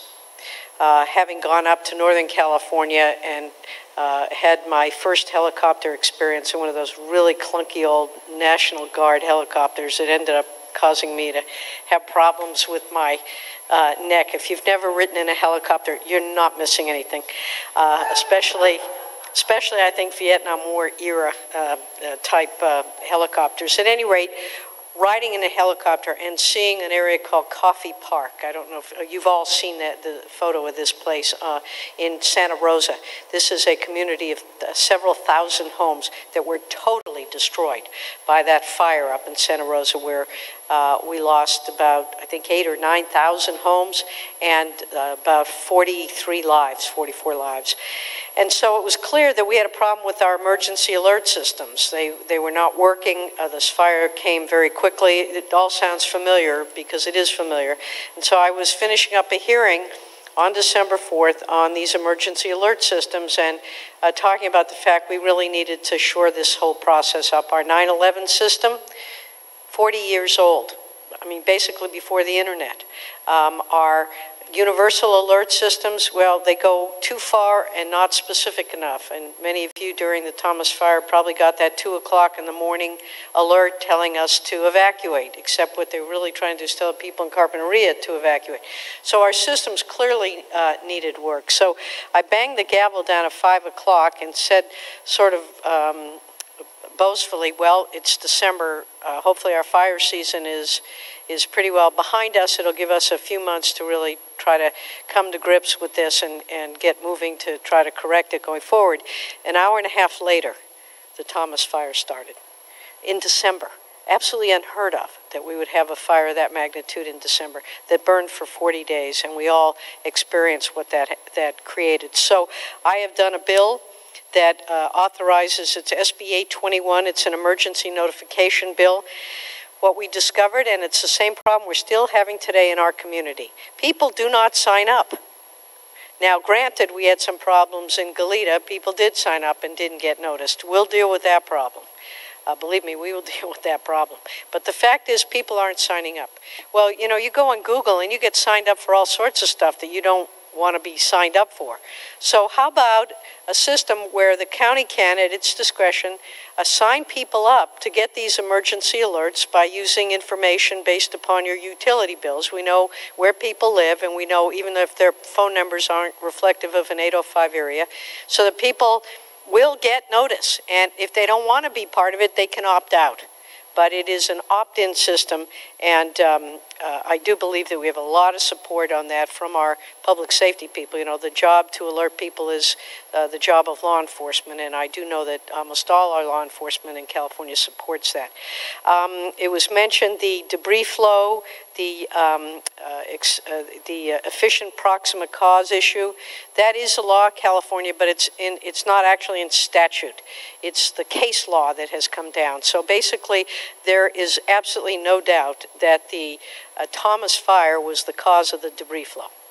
And I don't know that there are any insurance companies at this point in time that are denying that, but they're sort of hanging back a little bit from what I gather. And when I was here in January, you gave me a list of those companies that were a problem, and they're still marked in big bold letters and red ink on my notebook, and I'm going after those companies to pay up. But this is a bill I'm doing, SB 917. It's going to actually put this into statute, so that there's no way these companies can get around it. I'll tell you, it's very interesting. They are trying very hard to undermine my ability to get this bill passed, but I am determined. And then the last item I wanted to mention was a bill, SB 1260, the Fire Prevention and Protection Bill, which I have authored, again, in part because of the experience that we've had throughout the state in the fact that what they didn't mention is that currently California now has 138 million dead trees, which are about as flammable as anything you can imagine. Now, and they're not all up in the forests in Northern California. And it's almost impossible to try to cut down all these trees. But what we can do, and one of the things that this bill does, and Chief Peterson mentioned it sort of obliquely, but we haven't been doing any burns. We haven't been doing any kind of controlled burns in the state because for a lot of good reasons. But you know what? We got to start doing these controlled burns. And we're going to do them as protectively as possible. We've brought this bill includes the air quality control districts to be part of this discussion. But if you inhaled those fumes for 40 days, as many of us did, this is not healthy. And we need to do better to manage our forests. And that's what SB 1260 does, using the experts. You saw some of them here with OES. You saw them locally. Dealing with the fact that we have a wildlife-urban interface, we call it the WUI, which is different than the forests up in Northern California. It's a very different, the chaparral is different, and what we're doing is bringing together these experts to figure out a plan to try to thin the forests, to thin the areas so that we don't end up standing there watching helplessly and with great trauma as that fire moved from Santa Paula all the way to the backcountry in Montecito and Santa Barbara. We've got to do better. That is the curse of the climate change that we're experiencing is those droughts, the bark beetles, the things that are destroying our forests, destroying our chaparral, and we have got to address that problem. So that's SB 1260. The governor put $160 million into the budget this year for this long-term forest health and wildfire resiliency, including money for, we estimate about $120 million will go for this. So the state is putting money in. We are working collaboratively, and I think OES undervalues itself here. The county has never really experienced anything like this before, but OES has, the Office of Emergency Services for the state.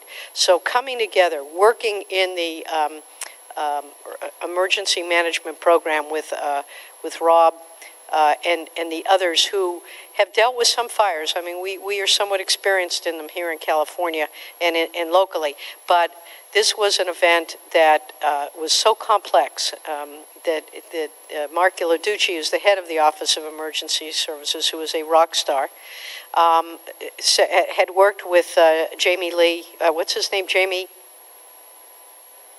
Lee Witt, who is also a rock star. It's, in all the years, the 25 years that he's been working on fires, he said this is the most complex event he has ever experienced. So bringing together this collaborative effort with the state, with the feds, FEMA was there for us. We got a huge amount of money. Again, money is critical because if we have to take money for these fires that we could and should be using for a variety of services within this community, we are going to really be unduly strapped and just never able to dig out of this hole. So I'm going to let my colleague here take it over from here. I think we do have questions. I just want to give a shout out to the staff that's here. We've got some sergeants here from Sacramento. I want to give a particular thanks to Fernando Ramirez, who is my staff, a native Santa Paulan, who works for me in the Capitol and helped put this all together. I know Monique's staff has been working very hard in this. And to all of you for being here, thank you, thank you. We will get through this. It's going to be tough. But heck, we're Santa Barbara County, we can do anything.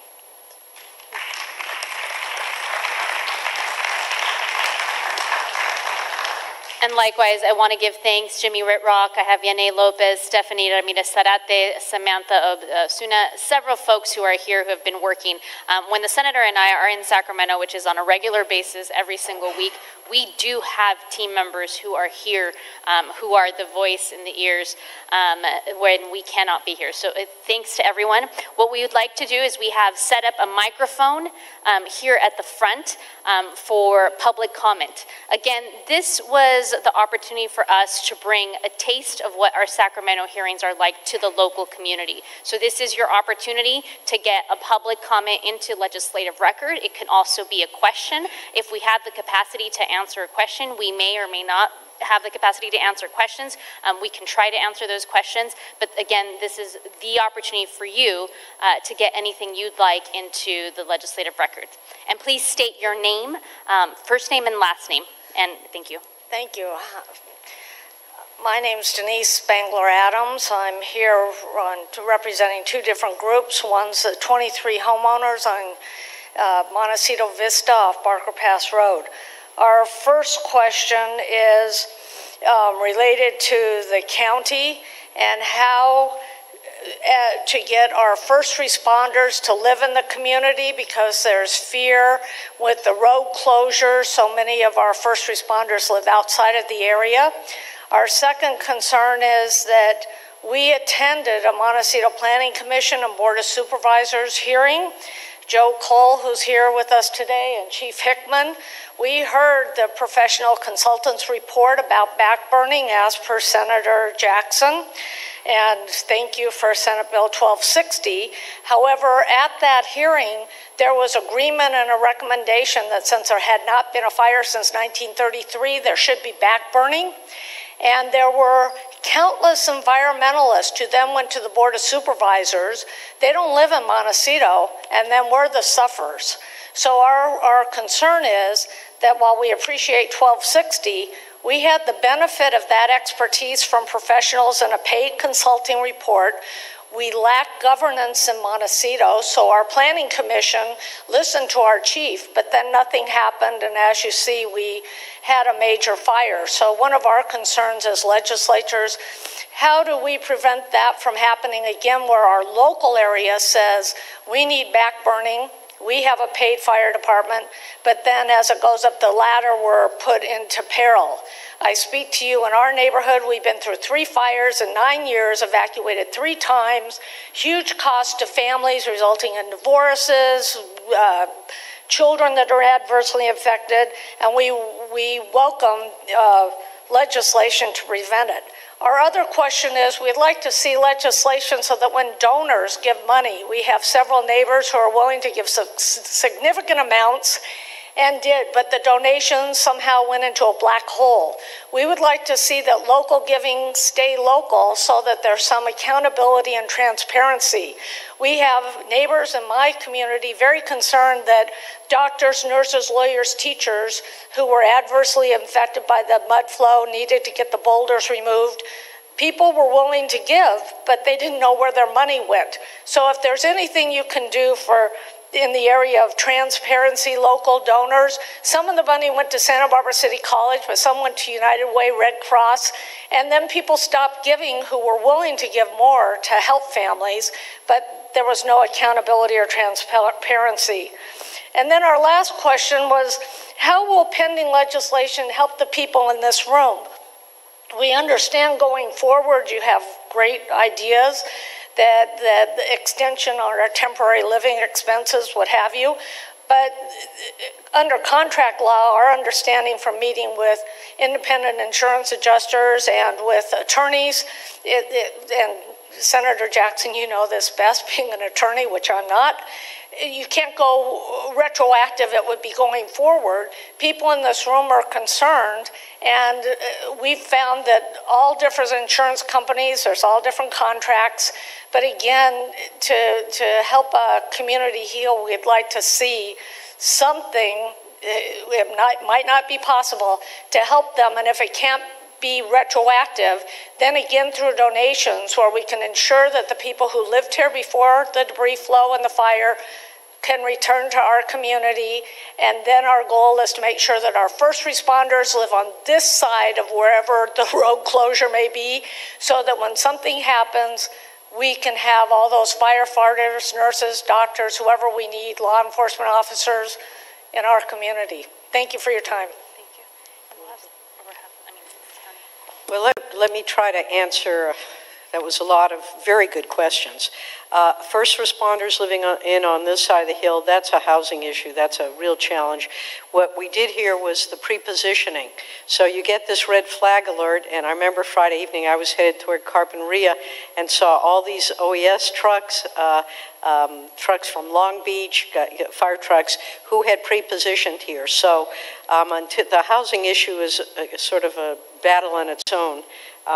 But certainly it would be very helpful if people were able to live here. But that's an issue that I think is going to take a bunch of time to resolve. And I just wanted to add all the vacant houses in Montecito, like in my neighborhood, there are 6 on my street. All the people said they would offer their homes to first responders to make sure they could stay here, because we know hotels become a commodity. We're in Woodland Hills, we're in Timbuktu. But maybe we could have a central place where people who have 3, 4, 8-bedroom homes, they were willing to make them available, but we didn't know who to call, what to do. So that's just a suggestion. Perhaps the county can have something available to it in terms of short-term or mid-term housing for first responders. As far as donors, that's a challenge. I know United Way, Red Cross, they accept contributions that go for all the services. So probably the money that was spent putting in some of these facilities here was money that others had given previously. I think there can be instances where nonprofits are set up locally for very specific purposes. They just have to create them. And the last thing, with the controlled burns and all, my measure is designed to basically prioritize, and this will allow CAL FIRE to prioritize based on risk reduction. And that's part of what this is going to be. They'll work with all stakeholders to plan the fuel reduction in the least impactful way, including the impact to the environment. But the bottom line is the choice is between a controlled small burn or an uncontrolled big wildfire. And obviously, we have got to go for the former rather than the latter. That's the reason I've done the bill. And I think that we all recognize, again, with the nature of these fires, we have got to do more controlled burns, and intelligently. So that's my hope. Did you have anything? You know, and we agree. I think that a couple things that I'd like to add in terms of the housing situation, while there are temporary things that we can do for short-term and midterm housing options for first responders. This November, California will see a couple ballot initiatives that deal with housing. And if it is the hope of this community to see a long-term solution, when local communities, whether it's county or city, are developing housing plans and have housing initiatives, I would highly suggest that that voice be a voice that's out there. We talk about affordable housing, housing for veterans, and if housing for first responders is something that the community wants, we may have that opportunity to think about this in the long term. While we experienced it for the Thomas fire and for the debris flows, it's not the first time we've experienced it. We also experienced it for the La Conchita mudslides. And we have consistently seen that first responders and also education professionals, health professionals are not living in the communities where they work. And this is one of the long-term consequences of individuals who cannot afford to live in the communities they work. So I will say that we will have, as community, the opportunity to address this if we go to our cities and also to our counties. And when housing projects are being built, ask, is there an opportunity to include X amount of units in this particular project for first responders, which is considered workforce housing. So I will add that, and I think that that's something that we can definitely think of as well in the future in terms of that. As someone who chairs the select committee for the nonprofit sector, there's definitely room to keep having conversations about donations and how we keep donations local and how we ensure that there's a network that is able to provide information to our local community about where local donations are going. So I just wanted to add those pieces. I don't know if anyone in the county wants to, okay. And we'll go on to the next question or comment, and I think we have someone here, and then. My name is Cindy Marcus, and I want to address your issue of people signing up for the Aware and Prepare. I am signed up for all of them, and I was getting loads of alerts, but in the 1-9 debris flow, there was no phone service, no landline service, no cell phone service, and I was dependent on that. I was waiting for the alert to know what to do. And once the phone service went out, there was no alert. We had no power, we had no gas, no water, no nothing. So is there something to do in that circumstance? So, yes. And part of this hearing that I was doing on December 4th was to address the fact that our wireless services do nothing or very little. They've got to be present in this discussion because fewer and fewer people are having landlines. I had a landline, but it didn't work either. Right, and so, I mean, landlines weren't working, or people were getting notices that were not accurate. We need to create a 21st century technologically appropriate warning system. Back in the old days, the warning was the church bells. We don't have that anymore, but we do have technology that should be as effective, if not more effective. There's geofencing that they're talking about now. There's all sorts of GPS type options, but the private sector, the profit-driven private sector is not particularly interested in this. We've got to get their interest, and we're trying to work on that. Yes?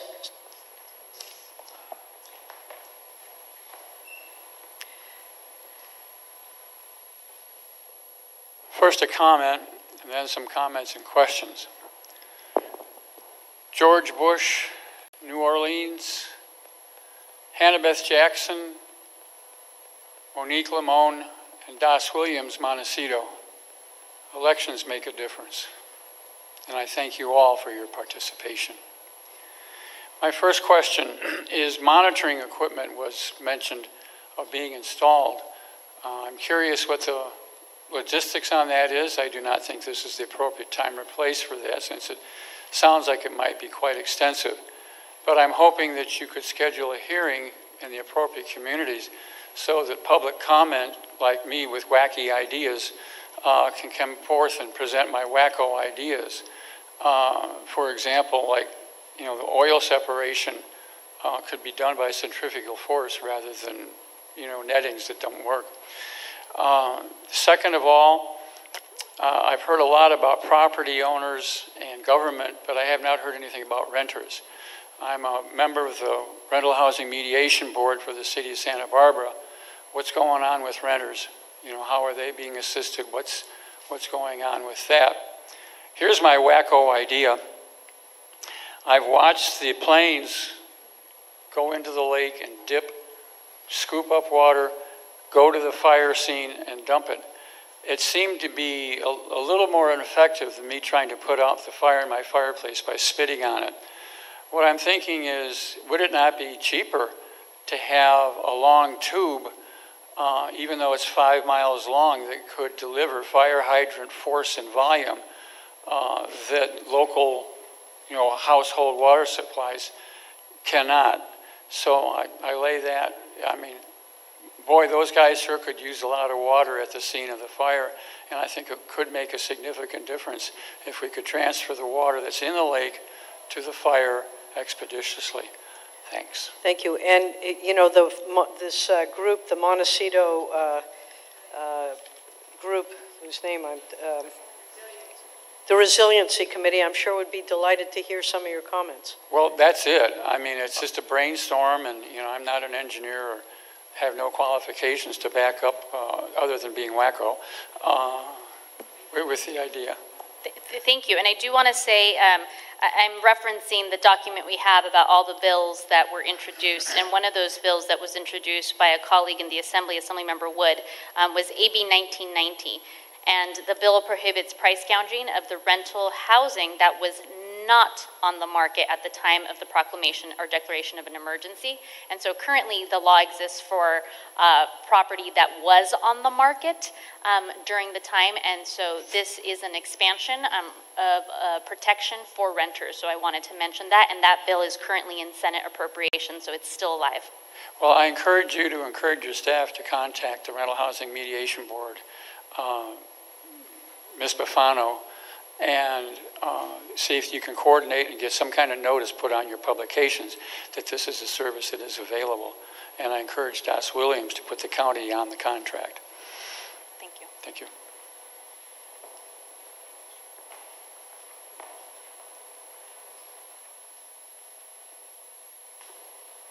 My name is Lawrence Thompson, local architect. And since 2013, I've been in liaison with County Fire on the idea of putting a fire helicopter operation right near Montecito, because we have over 100 miles between Santa Ynez and the Ventura County operations, and it takes them typically over half an hour with their 10-minute launch time to get down here. Whereas we have put together an operation that would launch in 4 minutes and be probably anywhere in Montecito within 10, maybe even 8 minutes. The difference, of course, is light years in terms of fire growth. Obviously, with the Thomas fire being so well developed, it wouldn't have made much difference other than augmenting the effort. But as with the recent holiday fire and other fires that are due to sundowners, which need immediate response, it would make a terrific difference. The problem we're having is money. The county does not have the money, and I understand that. And of course, even the fire departments who operate tremendous effort, they need more money just to do what they're doing now. So this is the problem, and I have one individual who would come up with $500,000 cash toward this $1.8 million a year project, but I'd have to match to get him to bring that money in. The question is there anything such at the state level? Is there anything in terms of the insurance companies who have contacted who could join together to help augment this? We have how many $100 billion worth of real estate here? And yet we have the helicopters in Santa Ynez. It's very responsible. We have a big county and they're right in the middle. But as with the Montecito fire, they weren't in the base at that time. And by the time the helicopters got there, the wind was too strong, they couldn't do anything. But the response time was like 90 minutes. That's a light year.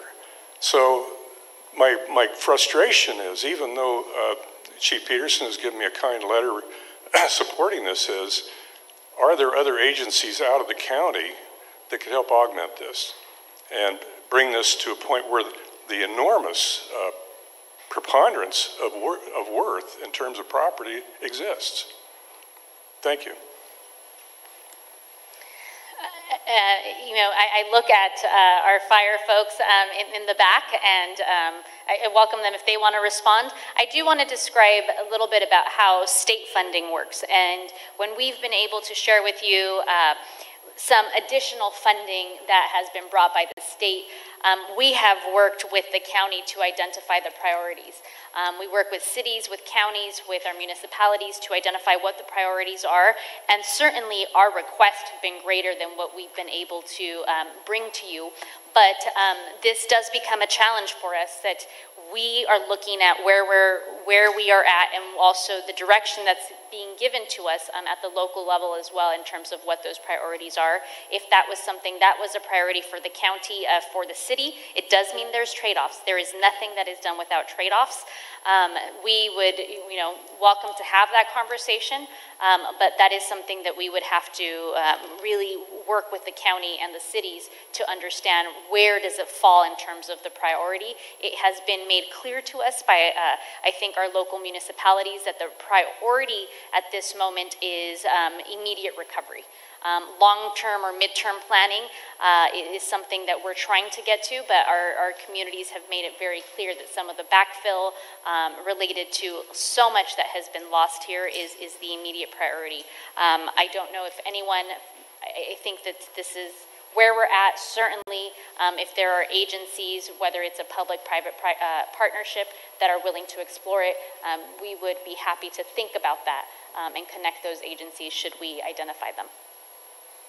Yeah, I think these are all very excellent suggestions. If we have people who are willing to contribute, but they want to make sure the money is going where they want it to go and where it's appropriate to go, again, the whole notion of public-private partnerships is where we have to go both statewide and federally as the public trough gets less and less on the federal level because of all these tax giveaways. The reduction of the ability of our federal government to provide services is only going to increase. The state has had a pretty good run recently, but the economy what goes up will come down.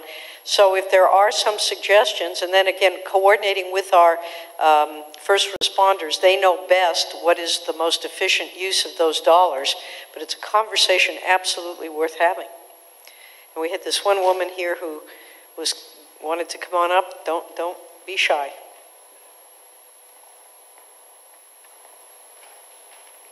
My name is Lee Ann Palmer. I'm actually a Goleta resident. First, I'd like to thank the first responders for Friday night. It was not anything like this, but it wasn't good. In a poll of over 50 of my neighbors on the neighborhood, out in the area directly affected, as well as coworkers that live all over town, we did not receive any alerts. We were all signed up. Now, the one change that has happened since we all signed up for these things is the 805 issue.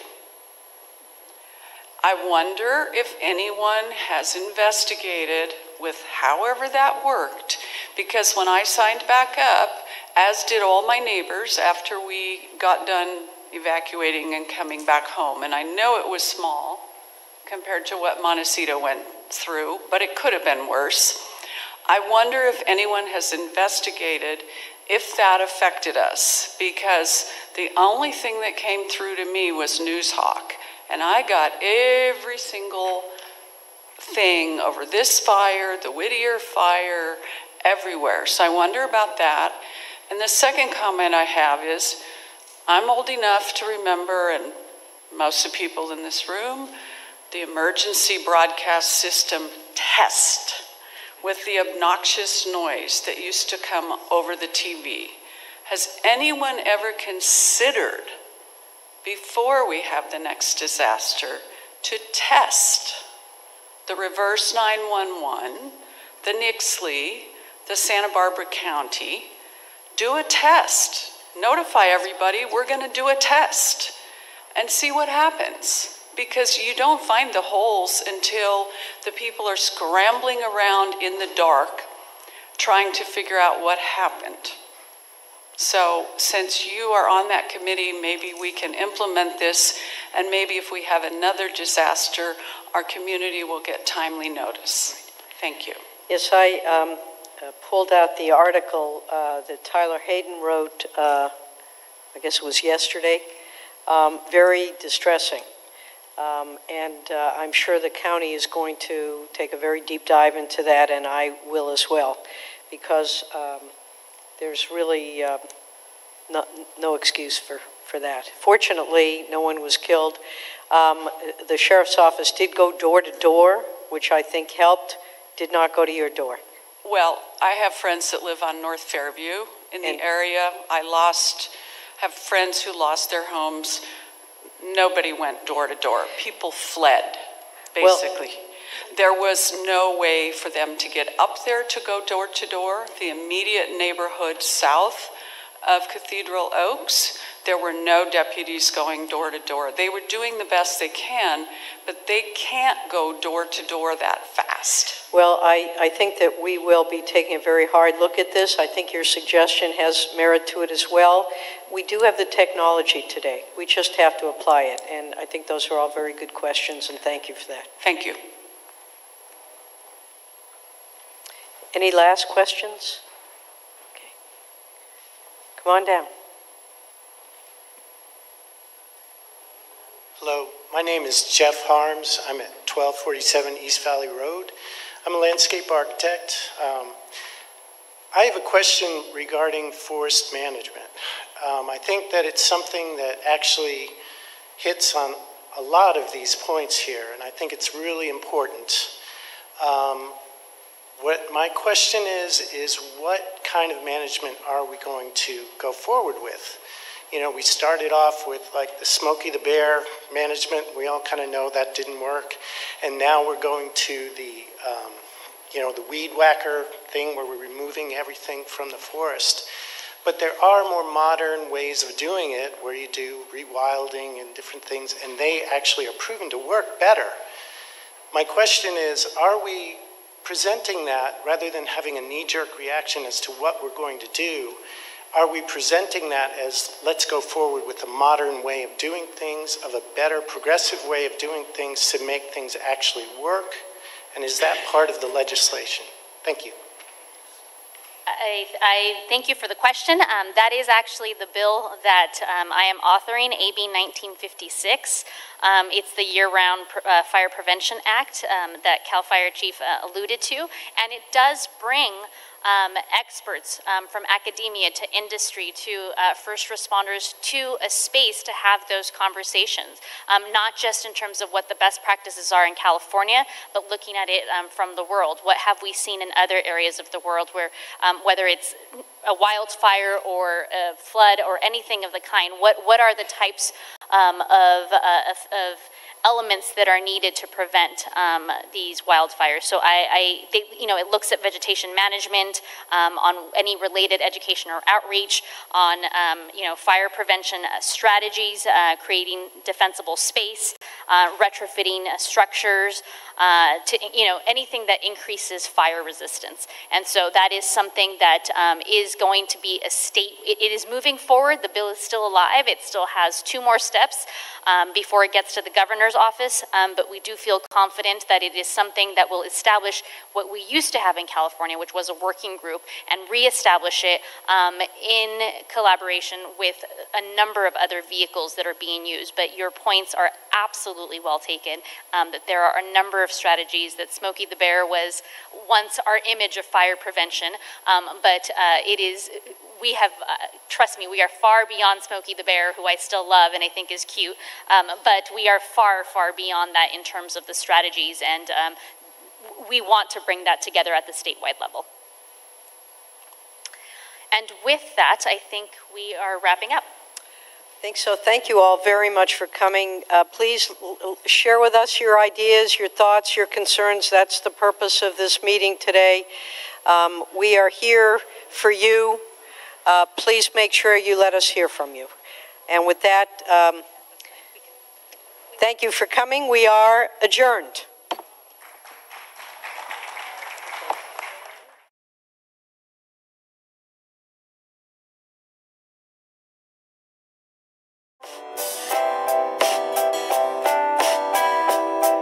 This is the California State Senate.